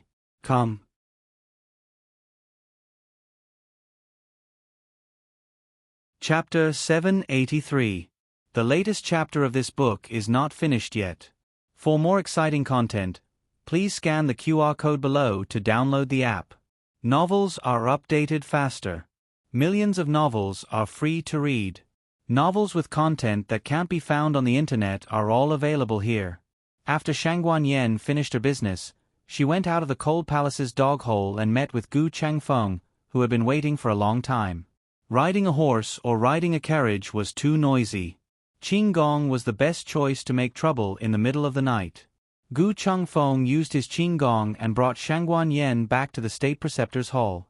Gu Jiao, grandaunt, and son-in-law had been waiting in Gu Jiao's room for a long time. Xiao Hang had also returned from looking at houses. Little Jing Kong washed himself clean and fell asleep on the bed. After the two entered the room, Gu Jiao first went behind the screen to check Shangguan Yan's injury. Shangguan Yan's spine had been treated with percutaneous pedicle fixation. Although the best medicine was used and the recovery was good, it was still hard to endure such a hard work. I'm fine. Shangguan Yen patted the armor on her body. This thing saves a lot of effort. Gu Jiao took off the armor and looked at her wound. The stitched area was not red and swollen. Do you have any other discomfort? Gu Jiao asked. No. She was just a little tired. Shangguan Yen didn't say this. Everyone was sparing no expense for the common cause. So what if she was a little tired and in pain? It was worth it. Shangguan Yen wanted to put on the armor but was stopped by Gu Jiao. Gu Jiao said, "Go back to your room and rest. You can't sit or stand anymore. I want to listen." Shangguan Yen refused to leave. She wanted to join in the fun. She was born with a lively personality. After being locked in the imperial mausoleum for so many years, she didn't feel at home for a long time. She wanted to be with everyone. Gu Jiao thought for a while and said, "Then you can squeeze with little Jing Kong first. After we finish talking, Aheng will send you back to your room. But you have to be careful of him kicking you." Little Jing Kong's sleeping posture was very strange. Sometimes he was as obedient as a silkworm, sometimes he was like an invincible little king of destruction. I know. In any case, she had some skills. Shangguan Yen lay down on the bed behind the screen, and Gu Jiao put down the curtain for her. Through the curtains and screens, she told him about how she had sent the servant to the palace. Although Gu Changfeng already knew about the plan, when he heard the entire process, he still felt that this operation was simply too outrageous. Even in their dreams, those imperial concubines never expected that Shangguan Yen would say the exact same lines to everyone. He even wrote a letter as a pledge. How sincere! But, will they really take the bait? Gu Changfeng was very worried that these people would shrink back at the last minute or sense that something was wrong. Grand Aunt said indifferently, "They are on guard against each other and won't exchange information, so we can't expose them." As for taking the bait, after casting so many nets, there were bound to be a few fish on the net. What's more, the temptation of being the empress is too great. Empress Zhao's position in Zhao country was stable, and the crown prince had the support of Marquis Xian Ping. There was basically no possibility of being shaken, so the court was still stable. Gu Changfeng came to Great Yen and realized that a harem could be so bloody. "I still don't understand. Concubine Wang Xian and Chen Zhaoi will be tempted. After all, they don't have any princes. Supporting the third princess to the throne is the best way for them to consolidate their power. But don't the other three have adult princes?" Xiao Hang said, "First, they will support Shangguan Yen to the throne. Then, they will use Shangguan Yan's hand to become the empress. Then, they will wait for an opportunity to depose Shangguan Yen. As the empress, their sons will be the legitimate sons, so it's only right for them to inherit the throne." Empress Dowager Zhuang nodded. "And that's the truth." Gu Changfeng was shocked. So, they are still using each other. There were no simple women in the harem. Whoever lived longer depended on who had deep thoughts. Empress Dowager Zhuang yawned. "Okay, go to sleep. The next thing is their business. They will worry about what to do and whether they can succeed or not." Oh. Gu Jiao stood up, went to clean up the table, and prepared to go to bed. "Then I will come back tomorrow," Xiao Hang whispered to her. Gu Jiao nodded and curved her lips. "See you tomorrow." The old chancellor also got up and left. "This old man is also tired. I will go back to my room to rest." Gu Changfeng looked at everyone leaving one by one with a dumbfounded expression. "No, you are just going to leave like this? Are you not going to worry more? Are you so careless?" Gu Jiao said, "Great Aunt, you go to sleep first. I will go to Gu Chongqing's place tonight." Empress Dowager Zhuang waved her hand. "I know you can go." Gu Changfeng fell into deep self-doubt. Is there something wrong with me, or is there something wrong with you? Shenfu Palace. Concubine Wang Xian, with her long hair and silk pajamas, sat quietly in front of the windowsill. Nyang nyang. Lu Mama came over with a candlelight. Lu Mama was the one who recognized Shangguan Yen. She was concubine Wang Xian's personal maidservant. She has been serving concubine Wang Xian since she was 11 or 12 years old. She can be said to be concubine Wang Xian's most trusted maidservant. "Chuanxiu, what do you think of tonight's matter?" Concubine Wang Xian asked. Lu Mama gently put the candlelight on the windowsill and thought for a while. "It's hard to say." Concubine Wang Xian said, "There is nothing between you and me that can't be said. What is in your heart, just say it." Lu Mama said, This slave thinks that third princess is different from before. She has changed a lot, even more than the rumors. Concubine Wang Xian's eyes flashed with a trace of approval. This concubine also thinks so. Her performance tonight is too scheming. Lu Mama looked at concubine Wang Xian. But, Nyong still decided to give it a try, didn't you? Lu Mama is the person who knows concubine Wang Xian the best in the world. She knows what concubine Wang Xian is thinking. Concubine Wang Xian did not deny it. She is indeed a more suitable candidate than the sixth prince. She is more likely to help me ascend the throne. Hearing this, Lu Mama knew that concubine Wang Xian had made up her mind. She no longer refuted and dissuaded her. Instead she asked, "But it is not so easy to get imperial concubine Han." Concubine Wang Xian said lightly, "If it was easy, she would not have come to me. She could do it herself." Thinking of something, Lu Mama asked puzzledly, "All the aristocratic families participated in the framing of the Shenyuan family. Why did she target the Han family?" Concubine Wang Xian sneered, "Isn't it the crown prince who started it first? It's okay to send someone to assassinate her in the imperial mausoleum, but he also sent someone from the Han family to assassinate her son. It's not normal for her to swallow this." Lu Mama nodded. "The crown prince is too hasty. Shangguan Qing is a dying man. What's the need to deal with him?" Concubine Wang Xian looked at the moonlight outside the window. "The crown prince is worried that Shangguan Qing will use the emperor's sympathy to help the crown princess before he dies, right? Otherwise, concubine Wang Xian could not think of why the crown prince would target the eldest grandson of the emperor. Well, let's not talk about this." Concubine Wang Xian looked at the agreement on the table. It not only contained the transaction between the two, but also their signatures. This was a shady transaction. But it was also a binding transaction. She said, "The person we planted in the Gi Palace can start." Lu Mama hesitated for a moment and said, "Nyong, that's our biggest trump card. Do you really want to use it in this matter? Once it's exposed, we can no longer monitor the movements of the Gi Palace." Concubine Wang Xian picked up the agreement written by Shangguan Yan and said lightly, "As long as Imperial Concubine Han is gone, there's no need to monitor the Gi Palace, right?" The next day, concubine Wang Xian started her plan. She asked Lu Mama to find the chess piece planted in the Gi Palace. That chess piece, like little Li, was also a spy who had been planted for many years. Imperial concubine Han always thought that she was the smartest, but sometimes the mantis stalks the cicada, unaware of the oriole behind. However, Imperial concubine Han was very cautious.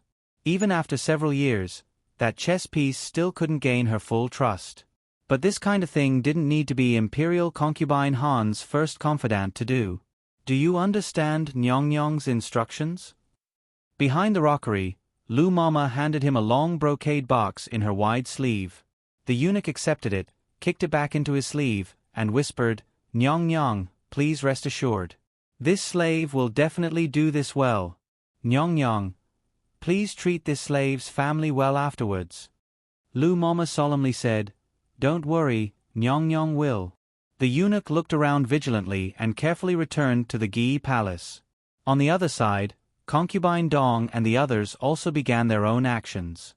Concubine Dong didn't have a spy in the Gi Palace, but the intelligence controlled by the Dong family was no less than that of concubine Wang Xian. She communicated with the Dong family and borrowed an expert from the Dong family. The female bodyguard who accompanied the expert said, "Family head said that Imperial concubine Han has a very powerful aide. We have to avoid him." Concubine Dong sarcastically said, "Is she so unscrupulous? She actually lets an outsider enter her bedroom." The female bodyguard said, "That person is not often in the palace. He only comes to discuss with Imperial concubine Han when he has something to do." Concubine Dong lightly said, "Well, do as you see fit. This concubine doesn't care what method you use. In short, you have to put this thing in Imperial concubine Han's bedroom." On the first day, there was no movement from the palace. On the second day, there was still no movement from the palace. Gu Chengfeng finally couldn't help but sneak into the state preceptor hall at night. He couldn't help but ask Gu Jiao, "Do you think they made a move? Why is there still no news?" They must have made a move. As for whether they succeeded or not, it depended on whether they had the ability to do so. As the saying goes, man proposes, God disposes. On the fourth day, the king accompanied the young royal princess to the state preceptor hall to visit Xiao Hang and Shangguan Yen. Not long after sitting down, Zhang Dequan came over with a panicked expression. "Your Majesty, something happened in the palace." The latest chapter of this book is not finished yet. For more exciting content, please scan the QR code below to download the app. Novels are updated faster. Millions of novels are free to read. Novels with connotations that can't be found on the internet are all available here. https://www.zhbqg.com/89642_826/10634937. HTML Genius memorized this site's address in a second. www.zhbqg.com Biku Pavilion Mobile Version Reading Website. zhbqg.com.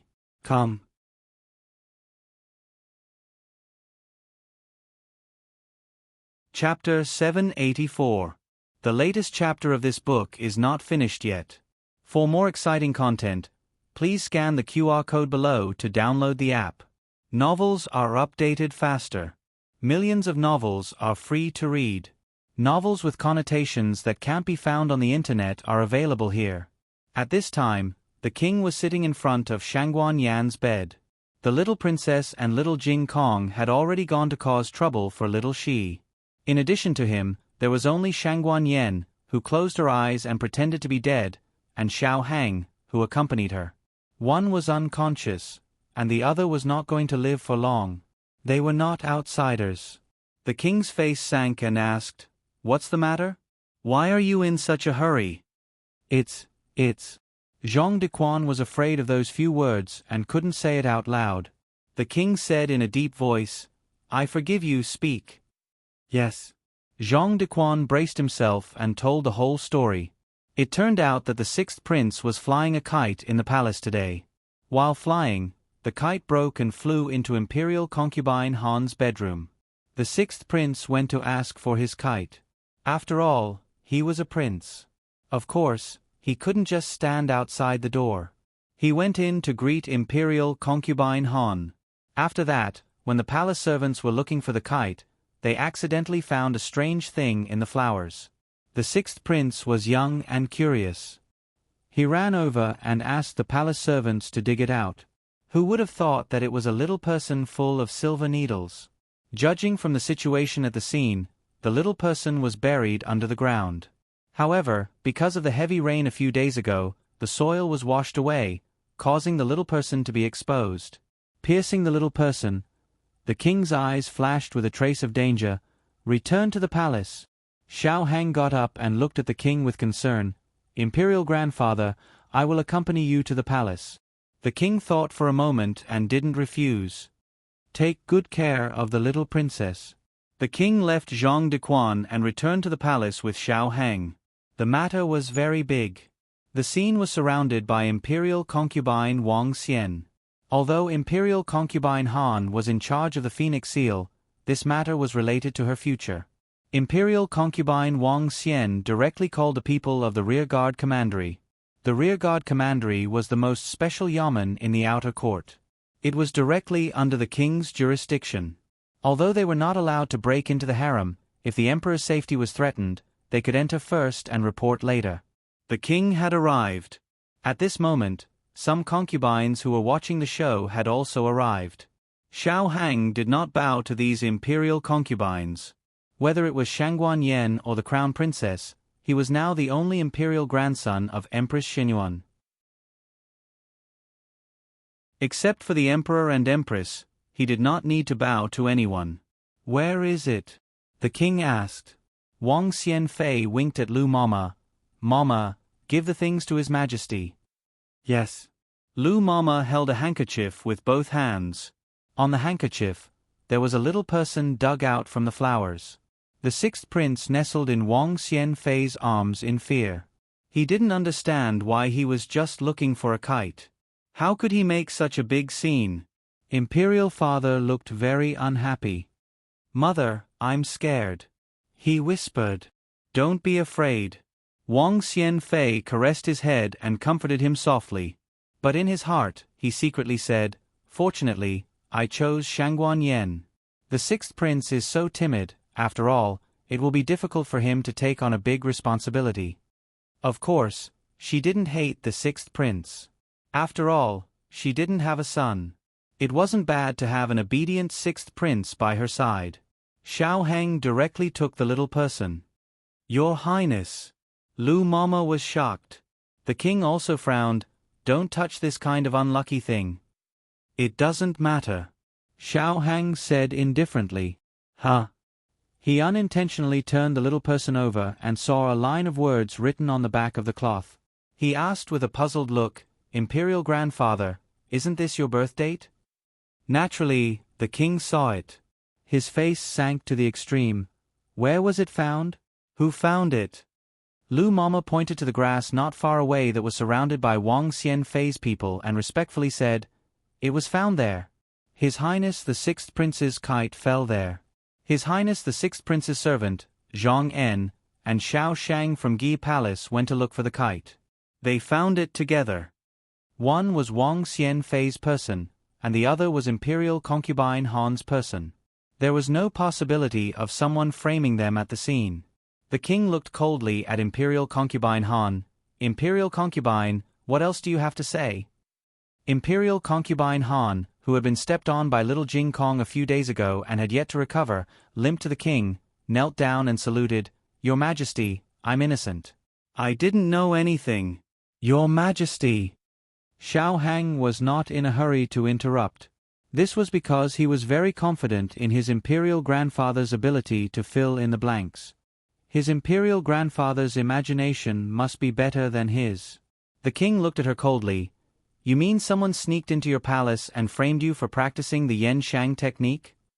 Imperial Concubine Han gritted her teeth and looked at Wang Xianfei. "It must be." Wang Xianfei raised her hand to protect the sixth prince, who was so scared that he crawled into her arms, and said lightly, "Imperial Concubine, why are you looking at me and the sixth prince? Do you think I'm framing you?" Imperial Concubine Han said coldly, "What a coincidence, the sixth prince's kite fell at my door."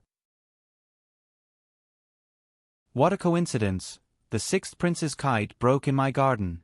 Wang Xianfei's attitude was so good that there was no trace of guilt on her face. "Who doesn't know that your Gi palace is heavily guarded? Even if I wanted to, I don't have the ability. Imperial Concubine, I advise you to quickly admit your guilt. There are so many people in your palace, and not all of them are stubborn. You can interrogate them eventually. Instead of going to prison and suffering, it's better to admit your guilt obediently. Maybe His Majesty will be lenient and give you a lighter sentence." As she spoke, the king's eyes inadvertently swept over and caught a glimpse of a trembling figure hiding behind the people. The king raised his hand and pointed, "Bring him here." The guards of the rearguard commandery strode forward and pulled the eunuch out. The eunuch knelt on the ground, trembling like a sieve. With such a guilty and trembling appearance, no one would believe that there was no ghost. "Tell the truth," the king shouted.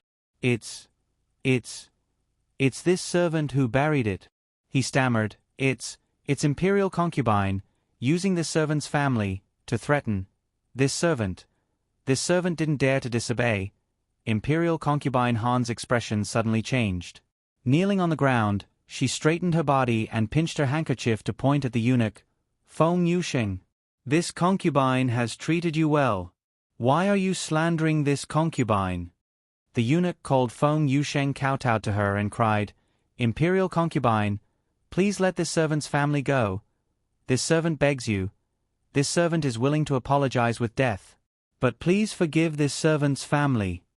After saying that, without waiting for Imperial Concubine Han to speak, he suddenly got up and banged his head on the rockery. Of course, he had to die. Otherwise, if he went to prison and was tortured to extort a confession, it would be bad if Imperial concubine Wang Xian was exposed. Imperial concubine Wang Xian couldn't hide her disappointment. Imperial concubine, you and His Majesty have been together for so many years. Just because His Majesty deposed the crown prince, you hold a grudge against His Majesty and use Yen Shang's technique to frame His Majesty? Imperial concubine, your heart is too cruel. Xiao Hung, everyone in the harem knows how to act. Speaking of which, there were so many little people. Was Imperial concubine Wang Xian the only one who succeeded? He didn't feel that there were too few little people exposed. He was simply curious. Unexpectedly, just as this thought flashed through his mind, he saw a puppy raised by Imperial concubine Han carrying a little person over. Imperial concubine Han only raised the puppy for a few days before she didn't like it and gave it to the servants to raise. They hadn't seen each other for many days. She didn't expect to meet again in such a desperate situation. Imperial concubine Wang Xian frowned. What was going on? Why did another little person come? Didn't she only give Feng Dushing a little person? This little person was Imperial concubine Dong's masterpiece. Imperial concubine Dong's experts lurked in the palace for 2 days before waiting for the right time. It wasn't enough to just bury the little person. They had to expose the little person. Imperial concubine Wang Xian chose to use the 6th prince, while Imperial concubine Dong targeted Imperial concubine Han's dog. The little person was buried with the bones. It wasn't buried deep, so the dog could dig it out with a few scratches. Imperial concubine Dong originally wanted to visit Imperial concubine Han so that she could discover the Yen Shang technique on the spot. However, Imperial concubine Wang Xian led the people of the rearguard commandery to surround Imperial concubine Han's palace. Imperial concubine Dong inquired about it. The palace people said that Imperial concubine Han was using the Yen Shang technique in the palace. Imperial concubine Dong thought that her little person was accidentally discovered by Imperial concubine Wang Xian and the 6th prince. This was a good thing. It saved her the trouble of coming forward. This little person had Shangguan Yan's birth date written on it. The monarch's face became even darker. He clenched his fists and trembled with anger. Very good, Imperial concubine, you're very good. Guards, search for her. I want to see how many dirty things are hidden in this poisonous woman's palace. Yes. The guards of the rearguard commandery responded. The guards found 7 or 8 little people in Imperial concubine Han's palace in one breath. Why were there 7 or 8? One of them was only half a person. The corner of Xiao Heng's mouth twitched. This is too much. Gu Jiao Jiao, didn't you say that you wouldn't add drama? Gu Jiao. It's little Joe, humph. 3 days ago, Shangguan Yan found a total of 5 Imperial concubines. Among them, Imperial concubine Wang Xian, Imperial concubine Dong, and Imperial concubine Feng successfully put the little people in Imperial concubine Han's palace. Imperial concubine Chen Shu and Imperial concubine Yong De both failed. However, this didn't affect the 2 of them from coming to watch the fun. The 2 of them arrived at the same time as Imperial concubine Dong and Imperial concubine Feng. Imperial concubine Feng saluted the 3 of them. The 3 of them politely greeted each other. After a set of tedious and artificial etiquette, the 4 of them went to Imperial concubine Han's small garden. When they saw the 7.5 little people on the stone table, their expressions suddenly froze. Imperial concubine Feng, Imperial concubine Dong, Imperial concubine Wang Xian. I only put 1 little person. Imperial concubine Chen Shu, Imperial concubine Yong De. I obviously didn't put it in. The 5 of them were simply dumbfounded. Imperial concubine Han was also dumbfounded. Imperial concubine Wang Xian, are you crazy? Do you need so many little people to frame me? Also, how did you put them in? Digression, Little Joe, Sundara. Chirp. The latest chapter of this book is not finished yet. For more exciting content, please scan the QR code below to download the app. Novels are updated faster. Millions of novels are free to read. Novels with connotations that can't be found on the internet are all available here.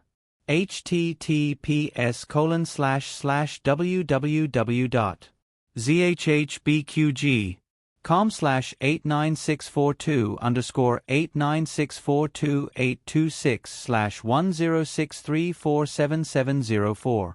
HTML Genius remembers this site's address in a second. www.zhbqg.com Biku Gu mobile reading website, m. zhbqg.com.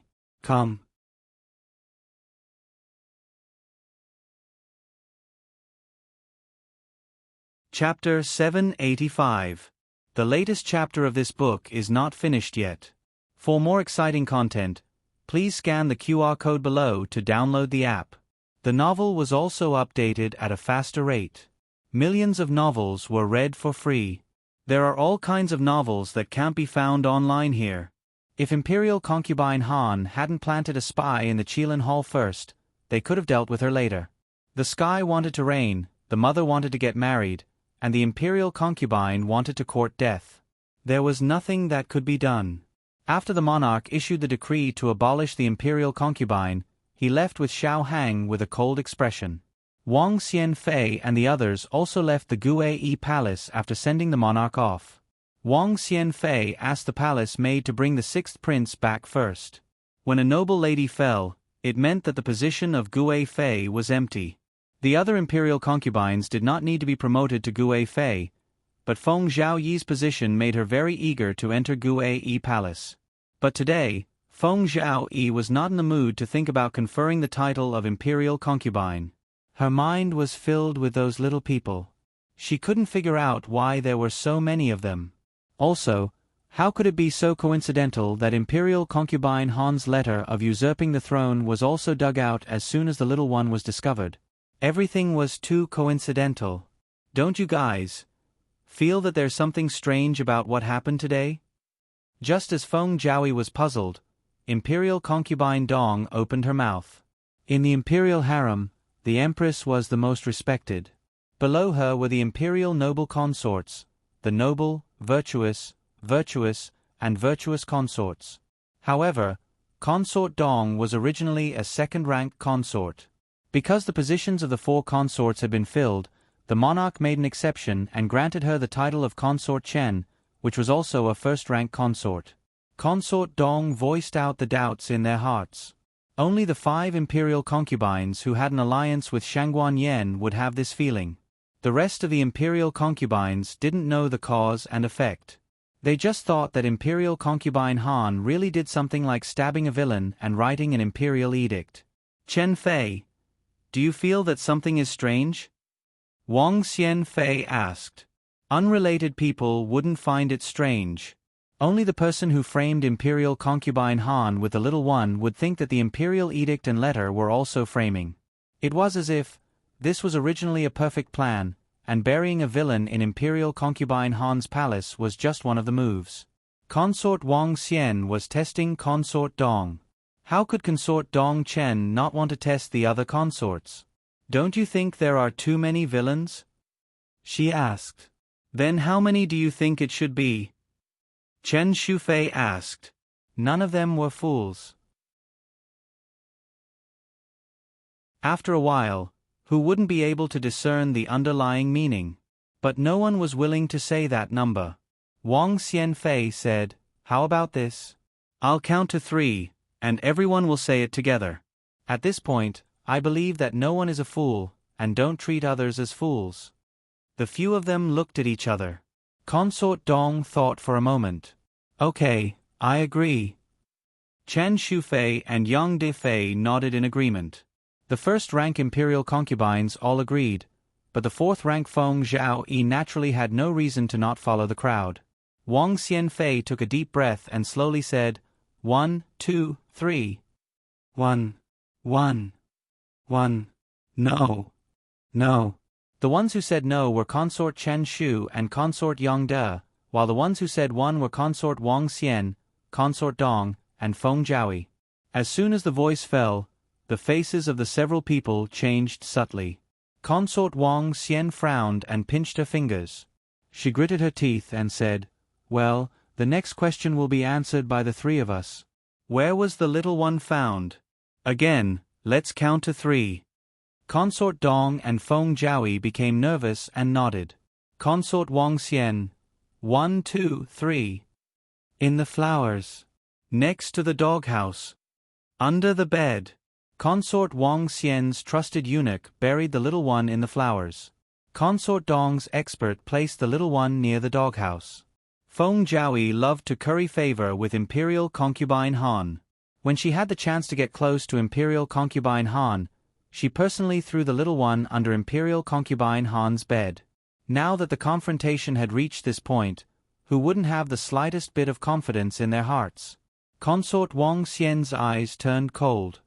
Are you? Consort Dong looked at her. Are you? Consort Wang Xian thought, of course I am. But I didn't expect you to be the same. Consort Wang Xian's breath trembled. She held the last glimmer of hope and solemnly looked at the other 4 people. I think everyone already knows, but I also understand the scruples in everyone's heart. There are some things that you are still afraid of exposing yourself. So, let me say it first. This kind of thing needed someone to take the lead. Otherwise, they wouldn't be able to find any substantial evidence even if they matched the secret code for a long time. Shangguan Yen is pretending. She was not stabbed by the assassin. Consort Wang Xian's voice fell. Seeing that the others were not shocked, she suppressed her anger and said, "She also came to find you, didn't she?" Her anger was not directed at Consort Dong and the others, but at the matter itself. None of the 4 people spoke, but the reaction of the 4 people said it all. Among these people, Consort Wang Xian was the oldest. She entered the palace around the same time as Empress Shenyuan and Imperial concubine Han, followed by Consort Yang De, then Consort Dong and Consort Chen. As for Feng Jiaoyi, she was relatively young. She just turned 30 this year. Age and seniority destined Consort Wang Xian to be the leader of these people. Consort Wang Xian had never suffered such a great humiliation in her life. She didn't lose to Imperial concubine Han because she didn't have a son. This was her biggest weakness. Otherwise, how could Imperial concubine Han be in charge of the 6 palaces? Consort Wang Xian's eyes once again swept to the 4 people and angrily said, "Don't pretend to be mute one by one. It's useless. That hateful Shangguan Yen." Consort Dong finally couldn't bear the shame in her heart. She gritted her teeth and pinched off a flower that was blooming next to her. After Consort Dong broke her silence, Consort Chen also stomped her feet in anger. Shameless. Shameless. I knew she didn't have good intentions. This was after the horse's back. Why didn't they notice it at the time? Wasn't the temptation of the Empress position too great that it made them dizzy? Empress Shenyuan had died of illness for many years, and the position of Empress had been empty for a long time. The desire in the hearts of the concubines grew day by day. Just like addicts who saw the addictive drug, they couldn't control themselves. They regretted it now, but what was the use of regret? Didn't they become the knives in Shangguan Yan's hands, and Imperial concubine Han was defeated? Consort Yang De doubtfully said, "But, among the 5 of us, only 3 of us succeeded in putting the little ones in your palace. How did the other little ones come in? There are also those 2 letters, they are also very suspicious." Consort Dong snorted, "She must have found someone else." Consort Chen Shufei was furious, "Too shameless." Consort Wang lightly said, "Forget it, let's not care about the others. They are just pawns used by Shangguan Yen. If they want to swallow their anger and suffer in silence, let them be. But this consort can't swallow this anger." "I don't know what sisters think?" Consort Dong asked, "What is Sister Consort Xian going to do?" "In order to gain our trust, she left something in our hands." Consort Wang Xian said and paused, "I'm not the only one who has her letter of commitment, right?" At this point, there was nothing to hide. Consort Dong sternly said, "I have it too." "Me too." Consort Yang De and Consort Chen Shufei said in unison. Consort Wang Xian looked at Feng Jiaoyi. Feng Jiaoyi turned around and took out the letter of commitment from the very private compartment of her underwear. In black and white, the transaction between Shangguan Yan and Feng Jiaoyi was written, as well as the signatures and fingerprints of the two people. Looking at the same letter in their hands, several people trembled in anger. They couldn't wait to tear Shangguan Yan into pieces. Consort Wang said, "It seems that everyone has it in their hands. This is easy. Let's expose her together." Feng Jiaoyi was helpless. How do we expose her? Do we use this letter? But we also have our own signatures on the agreement. Who said we're going to use this? Don't you remember that her injury was fake? As long as we take His Majesty to check the injury, her crime of deceiving the Emperor will be confirmed. She can't escape the crime of framing the Crown Prince. Consort Yongde was silent for a moment. But in this way, won't the Crown Prince be restored? Consort Wang Xian didn't have a son. Anyway, she can't compete for that position. But she has a prince. She doesn't want to see the Crown Prince make a comeback. Consort Dong and Consort Chen also have the same idea. Consort Wang Xian stared at several people with resentment. What Crown Prince's throne? Han Shi just committed the crime of rebellion. Her mother's debt must be paid by her son. How can the Crown Prince make a comeback in such a short time? Today, we've been busy for a long time. I think everyone is tired. Let's go back and rest. Tomorrow morning, we'll go to see His Majesty and ask him to visit the third princess. When we arrive at the State Preceptor Hall, we'll act according to the circumstances. Several people returned to the palace. Lu Mama followed Consort Wang Xian and whispered, "Nyang Nyang, are you really going to expose the third princess?" "How is that possible?" Consort Wang Xian lightly said, "This consort was just testing them to see if Shangguan Yan also made a deal with them." Lu Mama wondered, "Then why do you want us to see His Majesty tomorrow morning?" Consort Wang Xian sneered. "That's just a delaying tactic. You go and prepare. This consort will go out of the palace." Lu Mama was surprised. "Nyang Nyang," Consort Wang Xian sternly said, "this matter must be done by this consort herself." The latest chapter of this book is not finished yet. For more wonderful content, please scan the QR code below to download the app. Novels are updated faster. Millions of novels are free to read. Novels with connotations that can't be found on the internet are all available here. https://www.zhbqg.com/896428226/1063266666. HTML Genius. Remember this site's address: www.zhhbqg.com. Biku Gur Mobile Edition website. zhhbqg.com.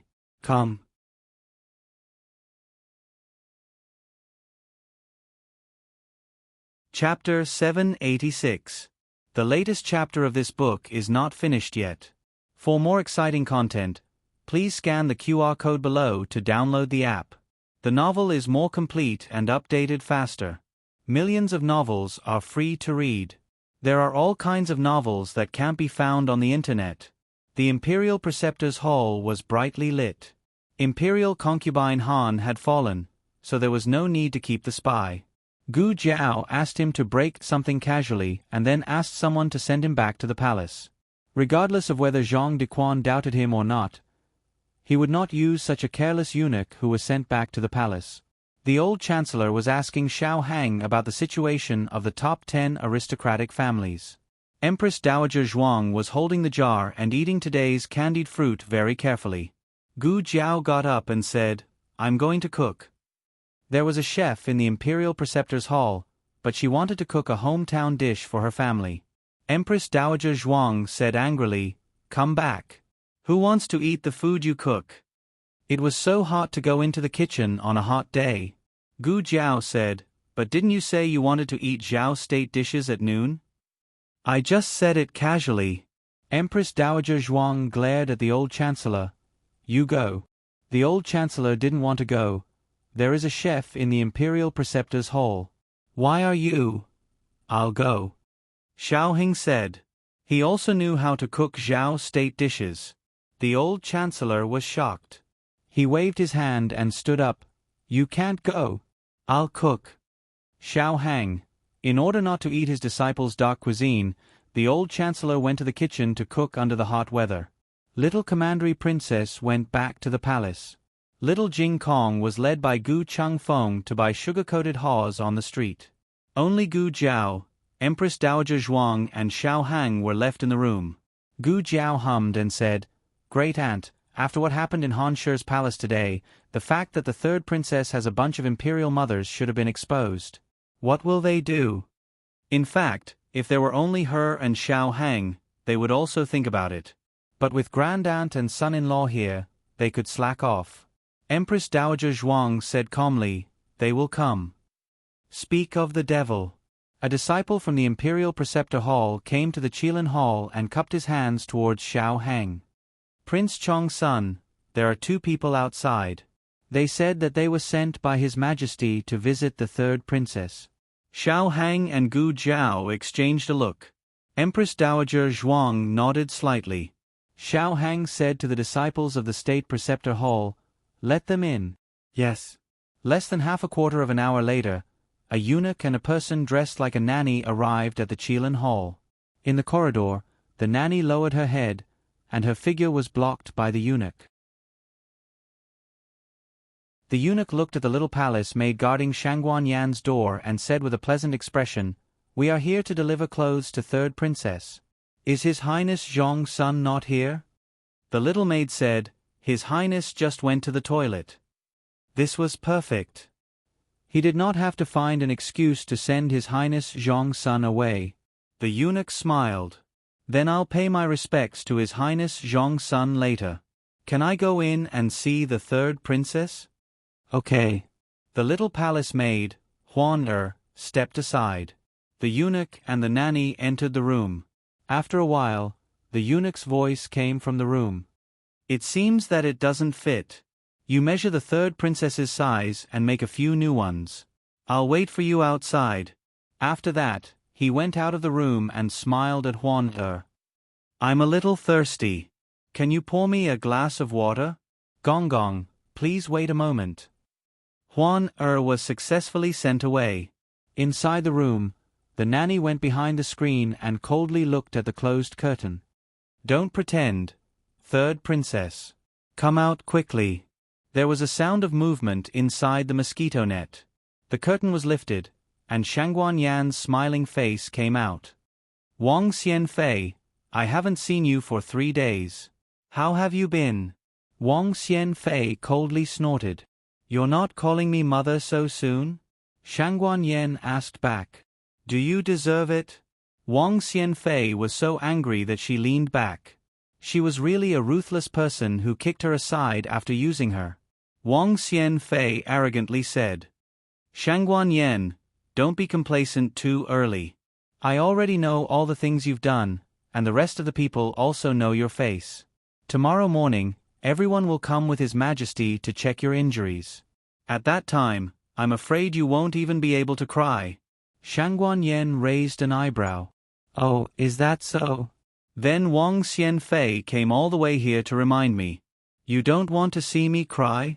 Wang Xianfei's eyes were cold. Shangguan Yan, don't talk nonsense. You have so many things in our hands. Once it's exposed, your end will only be more miserable than before. Now, only I can save you. Shangguan Yan asked. Why do you want to save me? Wang Xianfei said. I want to make a deal with you. As long as you continue to fulfill your original promise, I have a way to solve tomorrow's crisis for you. Shangguan Yan didn't ask what she could do, but smiled faintly. I just cheated you, and you still dare to come to me to make a deal? Are you soaked in the rain too much that your brain is flooded with water? Shangguan Yan's words could really anger a person to death. Wang Xianfei took a deep breath and spent a lot of effort to resist the urge to stab her to death. Wang Xianfei said with a strong aura. I dare to come here. I'm not afraid of you betraying me. Because you have no other choice. Shangguan Yan narrowed her eyes. It sounds very reasonable. What does Wang Xianfei want me to do? Seeing that Shangguan Yen was still reasonable, Wang Xianfei's expression became slightly better. It's very simple. In the middle of the night, you pretend to be in a situation. When the news reaches the palace, I will come with His Majesty to visit you. At that time, you just need to open your eyes, take my hand, and call me Imperial Mother. Shangguan Yen looked at her strangely. You want me to pretend to be crazy? Wang Xianfei coldly snorted. You even pretended to have amnesia. What's the point of pretending to be crazy? Shangguan Yen raised an eyebrow. What if His Majesty doesn't believe me? Wang Xianfei's face sank. That's your business. If you can't make His Majesty believe you, then tomorrow morning, you will be exposed. This old witch wants me to recognize her as my imperial mother. She can even think of such a thing. Shangguan Yen put on her shoes, got out of bed, and slowly came to the window. She looked at Wang Xianfei meaningfully. Wang Xianfei's condition is very tempting. I personally want to agree, but I don't know if these people will agree. After saying that, she pushed open the window. Wang Xianfei took a closer look and saw Consort Dong, Consort Yang, Consort Chen, and Feng Jiaoyi hiding outside the window. The four people didn't expect Shangguan Yen to open the window without saying anything. They were caught off guard and were collectively dumbfounded. Wang Xianfei was also stunned. 10 eyes met.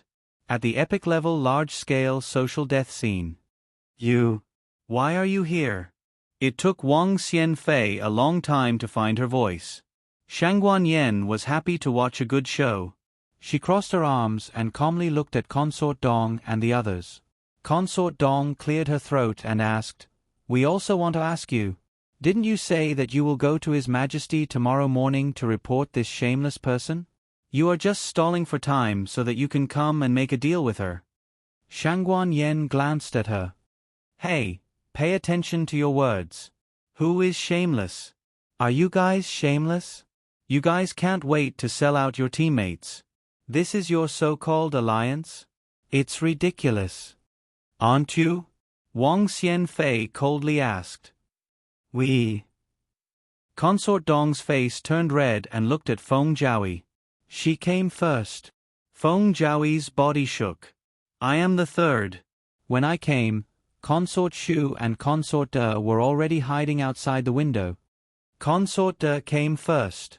Consort Chen Shu decisively sold out Consort Yang. Halfway through her deal with Shangguan Yen, she heard someone coming from the palace. She climbed out of the window to hide, only to see Consort Yang standing in front of her. God knows what kind of mood she was in at that time. Then, Feng Jiaoyi came. When Feng Jiaoyi climbed out of the window, Shi experienced a wave of shock. Then came Consort Dong and Consort Wang. Consort Wang's whole body was not good. She was so angry that she could see stars. It was obviously her plan, but how did she become the slowest one? There has never been a stupid woman in the harem. Even if there were, they would have died long ago. Who could hold on until now? They were tricked by Shangguan Yen because they didn't expect that Shangguan Yen would win by a surprise move. In addition, Shangguan Yen knew them very well. But because Shangguan Yen had been in the imperial tomb for more than 10 years, her temperament had changed greatly.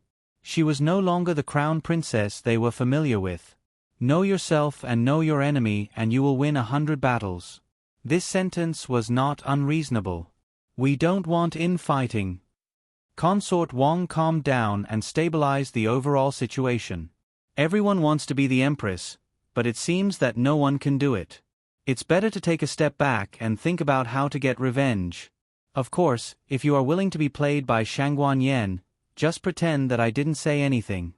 Consort Dong sarcastically said, You don't want to send us away and play some tricks behind our backs, do you? You said it like you didn't play any tricks? Each one of you is more impatient than me, and you still have the face to mock me? Consort Wang suppressed her anger. She didn't want to fight with Consort Dong at this juncture.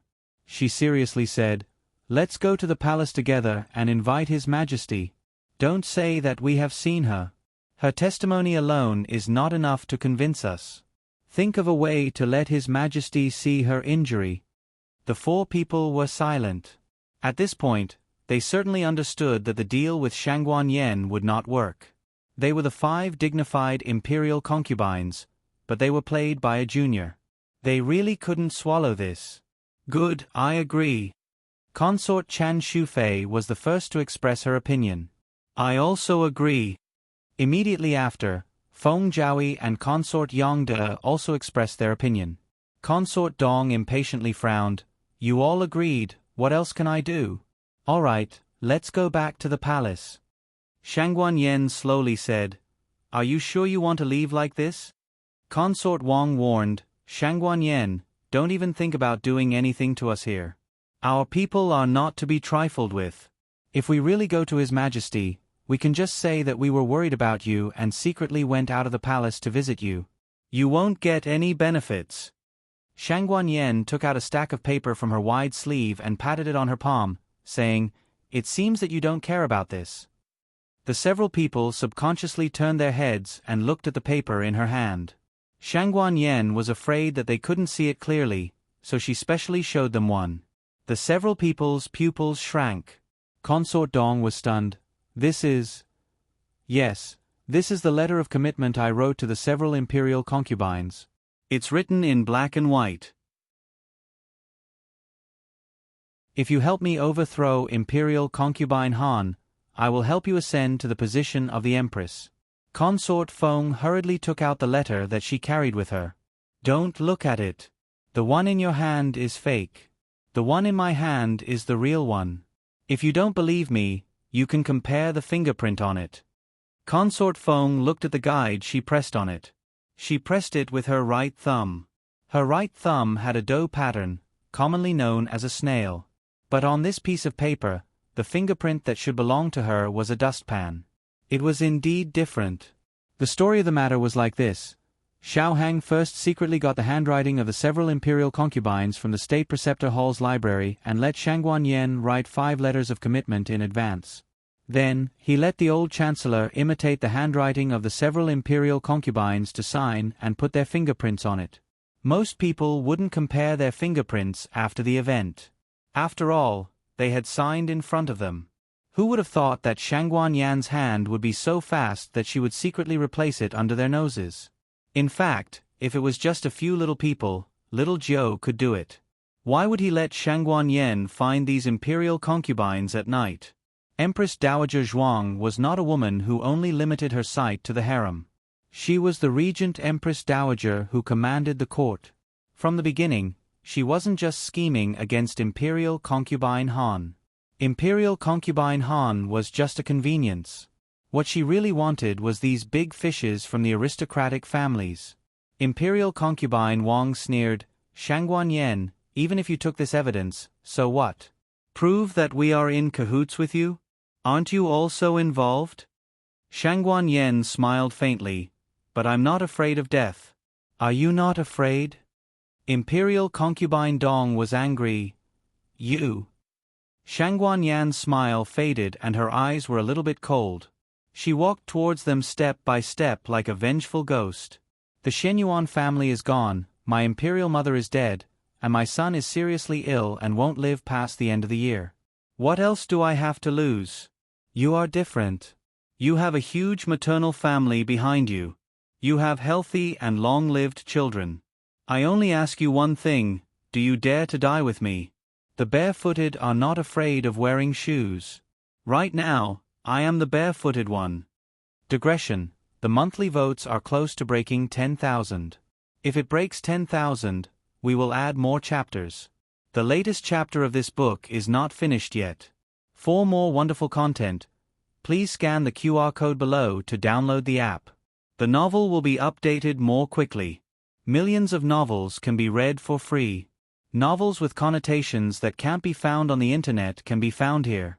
https://www.zhhbqg com/89642_826/106325382. HTML Genius will remember this site's address in a second. www.zhhbqg.com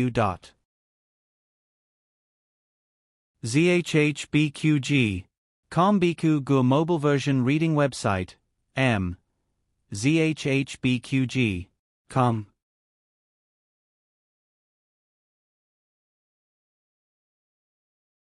Chapter 787. The latest chapter of this book is not finished yet. For more exciting content, please scan the QR code below to download the app. Novels are updated faster. Millions of novels are free to read. Novels that can't be found on the internet are available here. Shangguan Yen was right.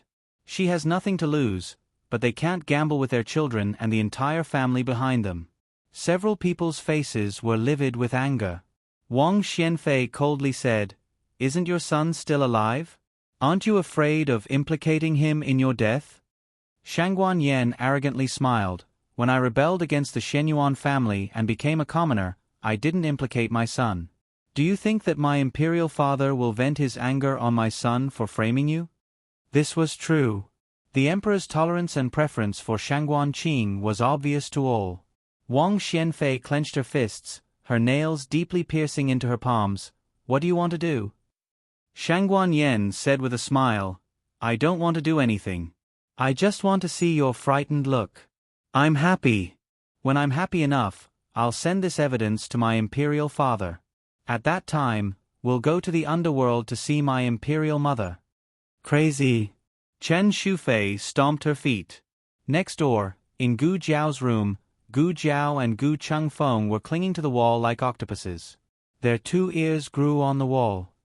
"Well, it seems they're gone," Gu Jiao said. Xiao Heng looked through the crack of the door and saw the figures passing by. "And I also know." Gu Chengfeng left the wall, straightened up, and asked in confusion, "But I don't understand, why don't we directly ask them? For example, let them take out the evidence of framing the Shenyuan family? In the past, the Shenyuan family had so many crimes. How many of them were fabricated by these families? If they get the evidence, they can rehabilitate the Shenyuan family." Gu Jiao said, "We can't take the initiative to say, it will expose our bottom price. Never reveal your bottom price to anyone. The greatest requirement is to have no desires, and the greatest requirement is to have no demands. Let your opponent take the initiative to send all the chips in their hands to you." These were the words of her godfather. Gu Jiao felt that her great aunt's arrangement was right. If Shangguan Yen reveals that she wants to rehabilitate the Shenyuan family, Wang Xianfei and the others will know that she doesn't want to die. She has a request and can bargain. As a result, the 5 of them are likely to use the evidence to threaten Shangguan Yen. Now, let them beg Shangguan Yen and rack their brains to find the motivation for Shangguan Yen to live. The evidence to rehabilitate the Shenyuan family would certainly be sent to Shangguan Yen, and it was likely to be far more than just evidence. Concubine Wang Xian and the other 4 messed around for the whole night. When the night fell, the entire Qilin Hall fell into a peaceful slumber. Little Jing Kong was sleeping at Xiao Heng's place tonight. The reason was that his great aunt had been kicked by his little foot several times, so she didn't want to sleep with this little monk anymore. Gu Jiao went to the courtyard and removed the last piece of gauze for the Black Wind King. Its injuries were completely healed. Gu Jiao stroked its head. In 3 days, she would take the Black Wind King to take over the Black Wind Camp. The road they were going to take was finally the right one, but there was still a long way to go. They couldn't relax for a moment. They couldn't be complacent because of a temporary victory. They must always be vigilant and ready to fight at any time. "Give it to me." Xiao Heng came over and said. Gu Jiao was stunned. "Huh? Why haven't you slept yet?" Xiao Heng took the gauze from her hand and raised his other hand to tidy up her hair. "You haven't slept either, right?" Gu Jiao said, "Oh, I came to see the Black Wind King." Xiao Heng said, "I came to see you." His eyes were heavy, gentle, and affectionate. His whole heart and eyes were filled with the person in front of him.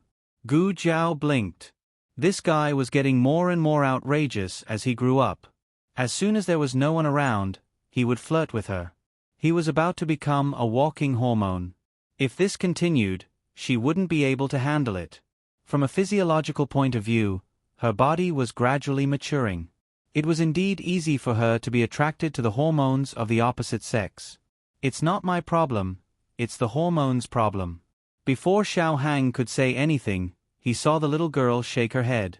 He said in amusement, "Why are you shaking your head? Are you not letting me see you?" "Let me see you," Gu Jiao said. Xiao Heng smiled gently. Gu Jiao suddenly smacked her head into his chest, her forehead resting on his firm chest. He stretched out his strong and slender arm and gently stroked her shoulder. "Are you tired?" Gu Jiao shook her head against his chest. "I'm not tired. I'm tired for grandaunt and granduncle. They're already so old, but they still have to worry so much. Grandaunt doesn't like scheming against each other. She likes to play leaf cards in Jade Water Alley." Xiao Heng smiled. "Grandaunt likes to play cards, but she likes you even more. You being safe and sound is Grandaunt's greatest joy for the rest of her life." Gu Jiao didn't move. She just leaned against his chest like a lazy calf. She rarely relaxed like this. Only in front of him did she release a little bit of her fatigue. She was indeed exhausted during this period of time. It seemed that ever since she entered the Yen Kingdom, she hadn't stopped. The boxing competition, Guyan surgery, the fight with the Han family and Nangong family, the fight for the Black Wind Cavalry. She was so busy that she couldn't stop. She was worried that others would be tired. She just didn't remember how tired she was. Xiao Hang looked at the little head in his arms and said, "At most 3 months. I'll let the Yen Kingdom finish." Gu Jiao, She had a tone of confidence. Xiao Hang hugged her and asked softly, "When you're done, what do you want to do?" Gu Jiao thought seriously and said, "Eat you." Xiao Hang. The two of them stayed in the courtyard for a while until they were almost carried away by the mosquitoes. Xiao Hang held her hand and returned to the house. Xiao Hang stood at the door and said to her, "Let's go in." Gu Jiao didn't hear him. She was in a daze. Xiao Hang pointed at her forehead. "What are you thinking about?" Gu Jiao came back to her senses. "Nothing. I just suddenly remembered what Nan Gongli said to me before he died. I do deserve to die. I betrayed you and the Shenyuan family. My death is not regrettable. I'm not surprised that you came to me for revenge. There's nothing to feel wronged. But you really think that the Nangong family did all those things? You're wrong. Ha ha ha. You're very wrong. The Nangong family can't even be considered as an accomplice. They're just a hunting dog that wants a piece of fat meat. The person who really harmed the Shenyuan family is, Gu Jiao recalled. Jin something, it seems to be Yang, but it also seems to be Liang. He couldn't speak clearly at that time. It's Jing Yang, right? Xiao Hang said, the Yen monarch's name is Shangguan Jing Yang. Gu Jiao nodded. Oh, then it should be him. Xiao Hang held her shoulder and said seriously, the Shenyuan family will be rehabilitated, whether the Yen monarch is willing or not. In the middle of the night, Gu Jiao went to the secret room again. She wasn't surprised to see the state preceptor inside. This person came often recently. However, he didn't seem to have done anything bad to her. I'll guard him tonight. The state preceptor spoke just as Gu Jiao put the small medicine box into the groove. I'll guard him myself. Gu Jiao said. Are you sure? The state preceptor asked. Gu Jiao felt that there was a hidden meaning in his words. What do you want to say? The state preceptor said, you tricked so many people at once. Wang Xian and the others don't know about you, but the Han family more or less knows a thing or two. How did this guy even know about them tricking the imperial concubines? The state preceptor said indifferently, in the future, don't let people in through the front door. Imperial concubines came in disguise one after another. Did they really think the state preceptor hall was blind? Gu Jiao asked, "Who let them in?" If she didn't admit it, then they didn't. However, what did this guy mean by the first sentence? The Han family's understanding of her. The Han family didn't know that she was Gu Jiao, but they knew that she wasn't the real Xiao Lulang. They also knew that she was studying at Qianqiong Academy. Following this clue, they could easily find her residence. Not good. Martial Aunt Nan and the others were in danger. Imperial concubine Han fell off the horse. The other party couldn't touch them in the State Preceptor Hall, so they attacked everyone related to them. The moon was dark and the wind was strong. Willow Lane was completely silent. Martial Aunt Nan had just finished boiling the last antidote for Gu Chongqing. She rubbed her sore neck, put the antidote in a porcelain bottle, and planned to go back to her room to rest. She first went to Gu Xiaoshun and Gu Yan's room. The two children were sleeping very soundly. She then closed the door to old Master Meng's room. The old man's snoring was a little loud. Finally, she dragged her heavy steps and fell on her bed. The summer was hot, and the cicadas on the tree branches were incessant. The cicadas' chirping covered the sound of clothes rustling in the night. A few black shadows quietly sneaked into the courtyard. They came to the door of the central room, took out their daggers, and began to pry open the door. Gu Yan suddenly woke up. He held his breath and listened attentively. The movement at the door was very light, but he still heard it. He pushed Gu Xiaoshun. Gu Xiaoshun turned over in a daze and muttered, "What?" Gu Yan covered his mouth. Sure, Gu Xiaoshun was stunned. After 3 seconds of dizziness, he woke up and looked at Gu Yan in astonishment. Gu Yan lifted the curtain and pointed outside the door. Someone was coming. Digression. Thanks for everyone's monthly votes. The latest chapter of this book is not finished yet. For more exciting content, please scan the QR code below to download the app. The novel is more complete and updated faster. Millions of novels are free to read. There are novels with connotations that can't be found on the internet here. https://www.zhbqg.com/89642/826428826/1063199976. HTML Genius remembered this site's address in a second. www.zhbqg.com Biku Gu mobile reading website, m. zhbqg.com.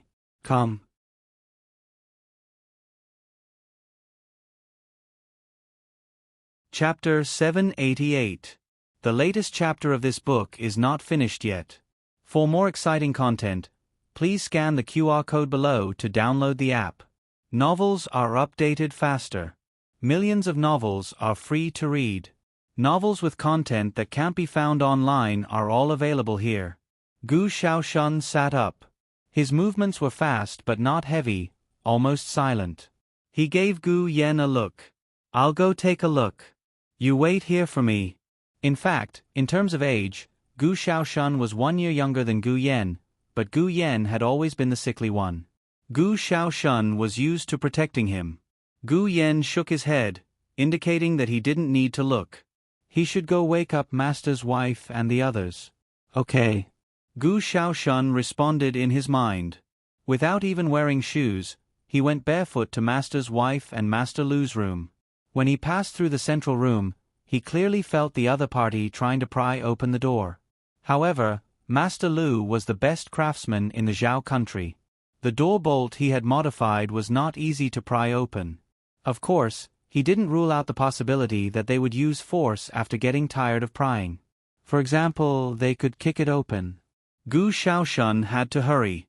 He shook Master's wife awake. Being shaken awake in the middle of the night, Master's wife was startled. She was about to speak when she saw Gu Xiaoshun cover her mouth. He had learned this action from Gu Yan. He used it obediently. Master's wife was an experienced person. When Gu Xiaoshun woke her up in the middle of the night and covered her mouth to prevent her from speaking, she only blinked and realized that something was wrong. She kicked Master Lu, who was beside her, awake. "What's wrong? What's wrong?" Master Lu asked with a confused expression. Master's wife glared at him and whispered, "Be quiet. Someone's coming." Master Lu instantly became alert. Master's wife had to get up once or twice at night, so she slept outside. Master Lu gently walked past her and got out of bed. He picked up Table Mountain's axe and walked out the door. Master's wife quickly put on her shoes, put on an outer garment, and went to the central room with Master Lu. Click. After a slight sound, the door bolt was finally pried open. The door was pushed open from the outside. A person in black walked in. But what welcomed him was an axe shining with cold light. That person was an expert. A normal thief would have been split in half by the axe. He hurriedly took a step back in an attempt to avoid Master Lu's axe. However, although he managed to avoid it, his clothes were split in the middle, and his belt was also torn apart. The other 4 people behind him, and quickly pulled out their swords. One of them pulled him aside and thrust his sword at Master Lu. Mistress Nan's gaze turned cold. "You want to hurt my man?" With a flick of her finger, 3 Tanghua needles flew towards that person. Master's wife, and Master Lu, he blocked 2 of them, but the remaining one hit his arm. An unusual pain came from his arm. He frowned and said with a ferocious expression, "There's poison." Master's wife shot out another round of hidden weapons. This time, it wasn't just the Master's master needles, but also her poison darts. Gu Shaoshun didn't stay idle either. He took out his newly made mechanical box and threw it at the group of people in the courtyard. Shaoshun. Master Lu hurriedly closed the door on one side and used his axe to block Gu Shaoshun and Master's wife to his side. With a few loud bangs, the door was shot into a sieve. Master Lu wiped his cold sweat and said to Gu Shaoshun, "Next time you make a hidden weapon, can you make one that doesn't hurt your own people?" Gu Shaoshun scratched his head. Oh. He made many. The only one that didn't hurt him was given to Gu Jiao. The rest were all indiscriminate attacks. The one just now was the newest one. He hadn't tried it yet. "I thought it was a success this time," he muttered. Master's wife and Master Lu worked together to take care of the 5 people in the yard. Master's wife looked at the men in black who were lying on the ground and frowned in confusion. "Only 5 came? I heard that there were 6 of them just now." "Ah!" Gu Yan's scream came from the backyard. Their expressions changed, and they rushed to the backyard. When they arrived, they saw Gu Yan holding a stick with both hands, and a man in black who had been knocked unconscious by his stick was lying on the ground. "Everyone, you knocked him unconscious?"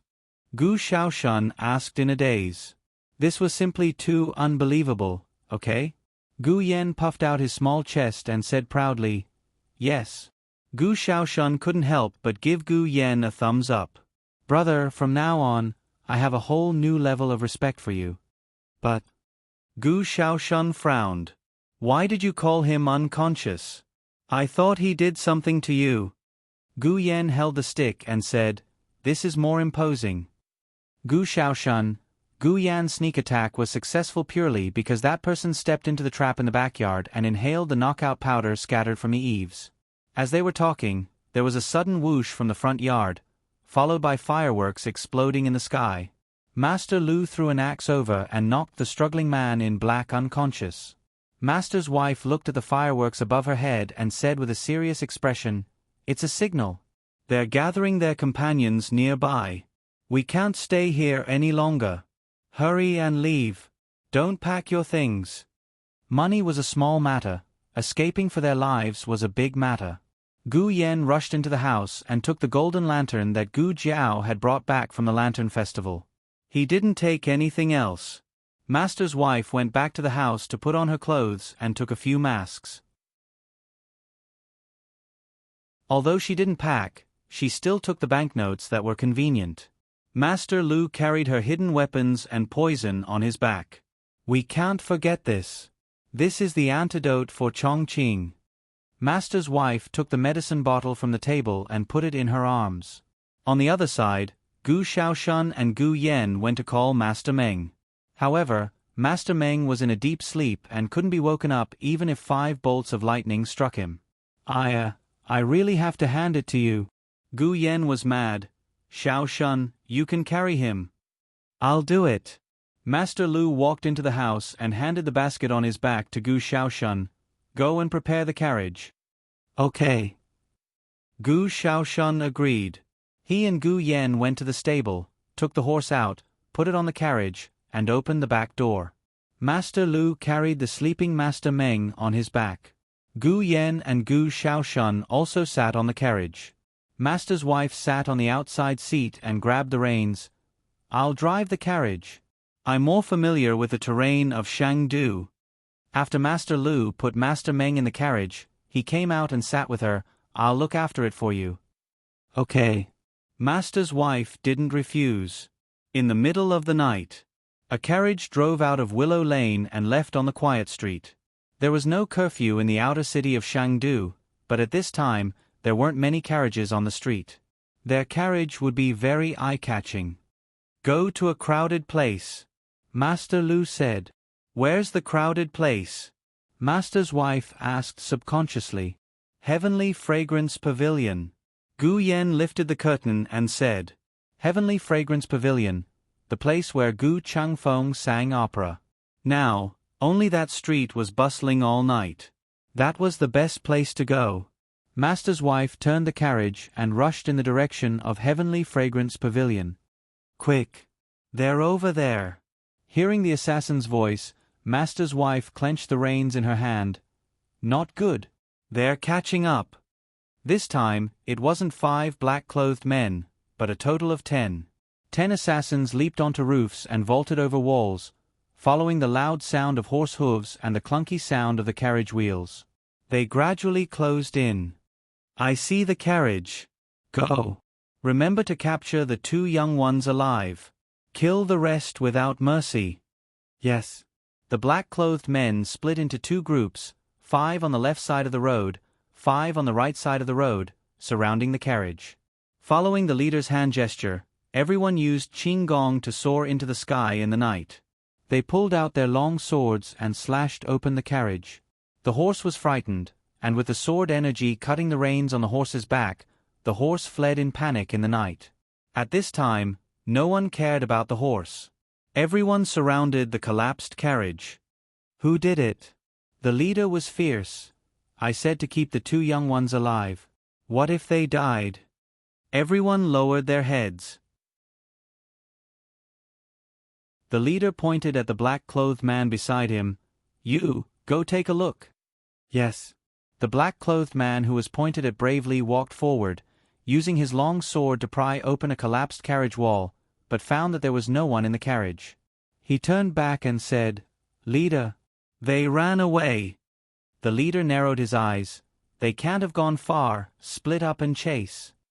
Did they leave? In a small shop that was closed, Madame Nan asked in a small voice. Master Lu slowly poked his head out of the wall, leaning against the wall and looking outside. Seems like they left. Phew. Madame Nan leaned against the wall and sighed in relief. This group of people's breath is different from the ones just now. They are death warriors, very difficult to deal with. Gu Yan's expression suddenly became a bit strange. Gu Xiaoshun noticed his strangeness and asked, Are you okay? Does your heart hurt again? No. Gu Yan shook his head. I just feel there's danger. As soon as he finished speaking, a sword energy cut through the air. Master Lu and Madame Nan each held a child and dodged to the side. The sword energy fell to the ground. An innocent water tank was hit and split open on the spot. Old Mr. Meng, who was tied to Master Lu's back, was shaken awake. However, in the next second, his head hit the wall and he was knocked unconscious again. Master Lu, did you hit something just now? But I didn't feel any pain. Digression, I seem to have updated too quickly. The latest chapter of this book is not finished. For more exciting content, please scan the QR code below to download the app. Novels are updated faster and more complete. Millions of novels are free to read. Novels with connotations that can't be found on the internet are all here. https://www.zhbqg.com/89642_89642826/1063042007. HTML Genius remembered this site's address in a second. www.zhbqg.com Biku Gu mobile reading website, m. zhbqg.com.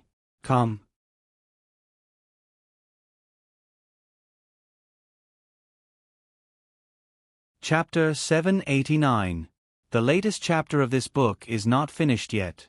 For more exciting content, please scan the QR code below to download the app. Novels are updated faster.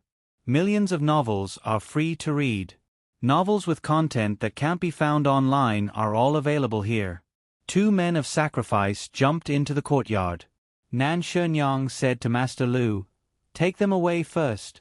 I'll block them for a while." Master Lu said, "No. Take them away. I'll block them."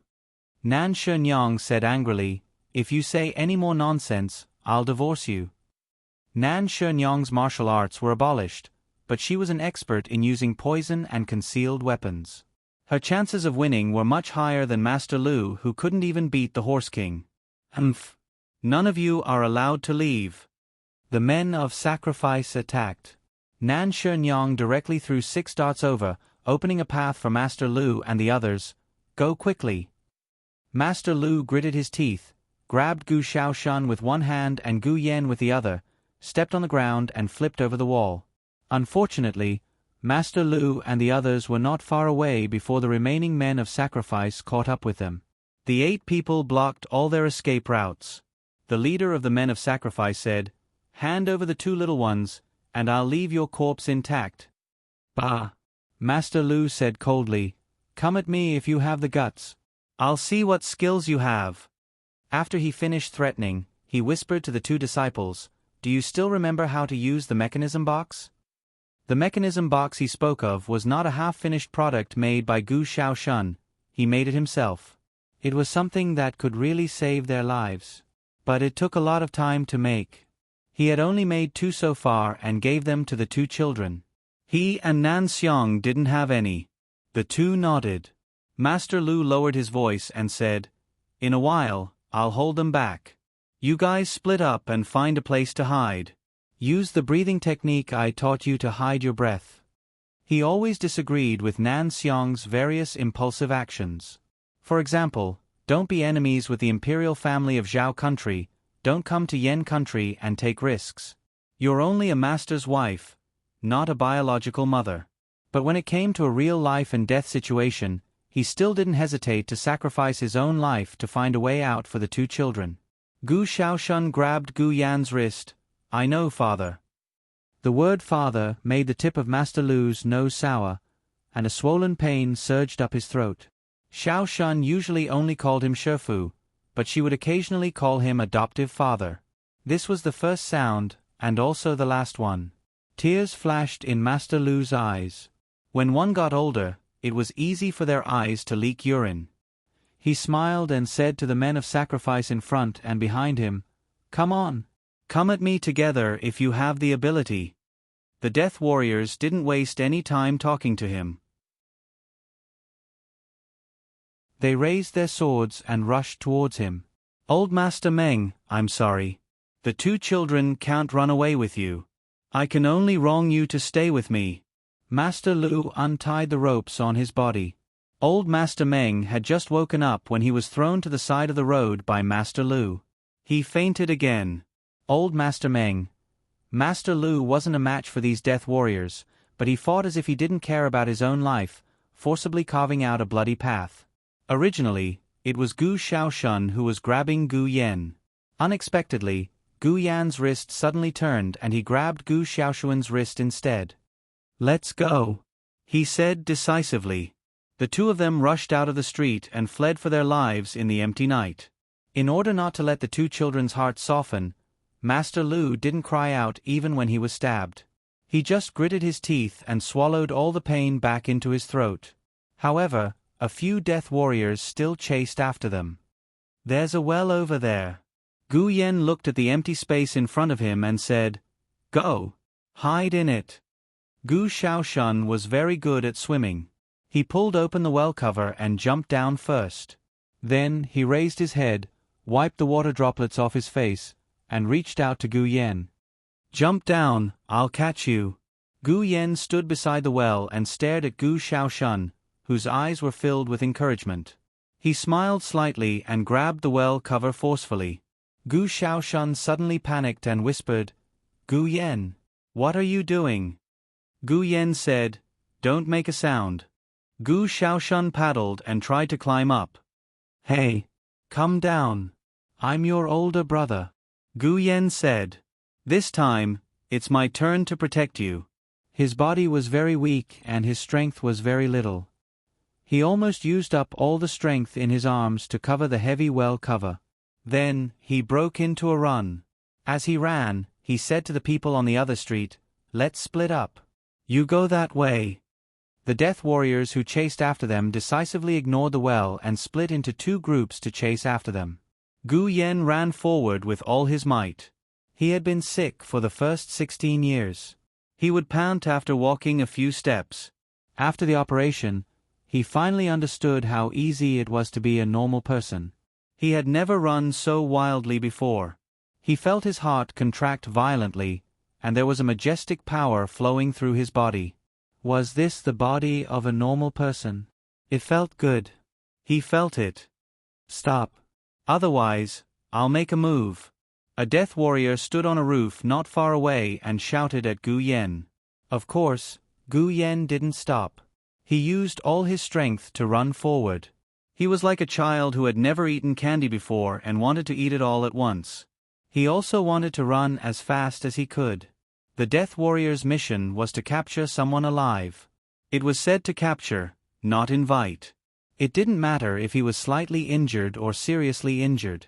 It was fine as long as he was still breathing. The death warrior saw that Gu Yen didn't follow his orders. His eyes turned cold. He jumped up and slapped at Gu Yan's back. He didn't know that Gu Yen was a weak person. This slap was enough to injure Gu Yan's heart again. At this critical moment, the sound of horse hooves that were as swift as lightning came from the night sky. Almost at the same time, a red tasseled spear with a murderous aura shot towards the death warrior like lightning and directly pierced through the death warrior's shoulder. The death warrior let out a mournful scream. The strength of the red tasseled spear was beyond the death warrior's imagination. The death warrior didn't have any strength to fight back and was directly knocked over. He fell heavily on the hot bluestone street. Gu Jiao rode the Black Wind King and rushed over with a cold expression. She pulled the reins and blocked in front of Gu Yen. She coldly looked at the death warrior who was bleeding non-stop. "Who allowed you to touch my brother with your dirty hands?" The death warrior kept vomiting blood. He pulled out the dagger at his waist, but before he could make a move, the Black Wind King stomped on his chest and he died on the spot. Gu Jiao pulled out the red tasseled spear. The other death warrior saw that the situation wasn't good and ran away. He wanted to find his companions. But, could he run away? Gu Jiao's red tasseled spear was like a sharp blade in the hand of the King of Hell. It didn't give him a chance to escape and instantly pierced his heart. Gu Jiao took back the red tasseled spear and rode the Black Wind King back to Gu Yan's side. Gu Yen was in a sorry state. The tuft of hair on his head couldn't stand up and drooped listlessly. Gu Yen stared blankly at Gu Jiao. Gu Jiao reached out her hand to him. Gu Yen guiltily gave his hand to Gu Jiao. Gu Jiao pulled him up and sat behind her. Gu Jiao said seriously, "You're acting like an older brother now?" Gu Yan's eyes flashed.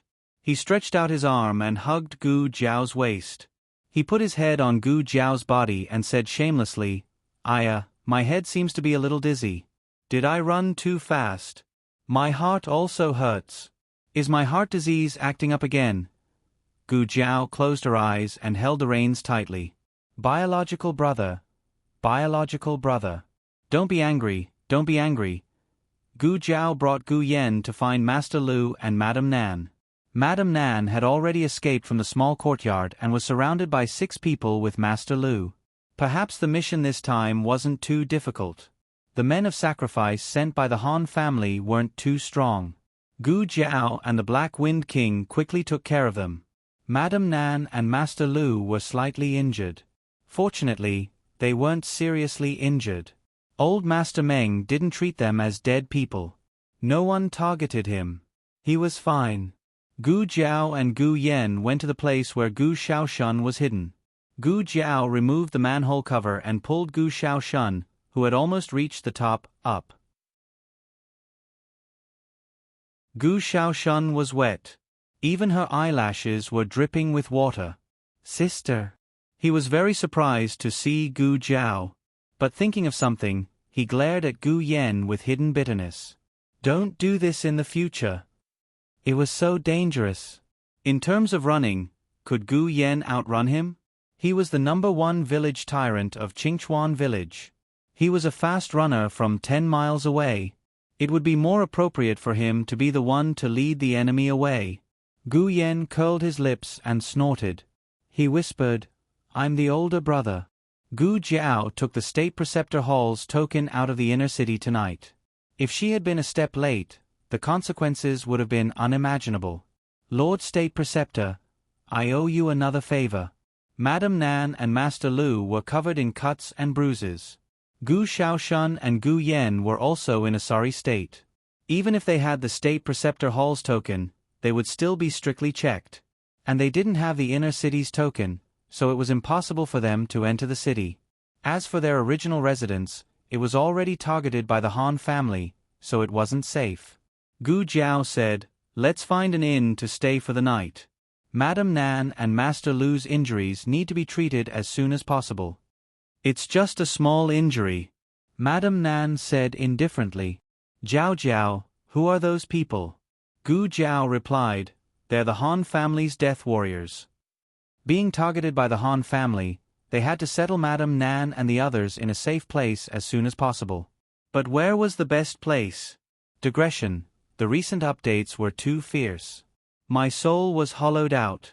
The latest chapter of this book is not finished yet.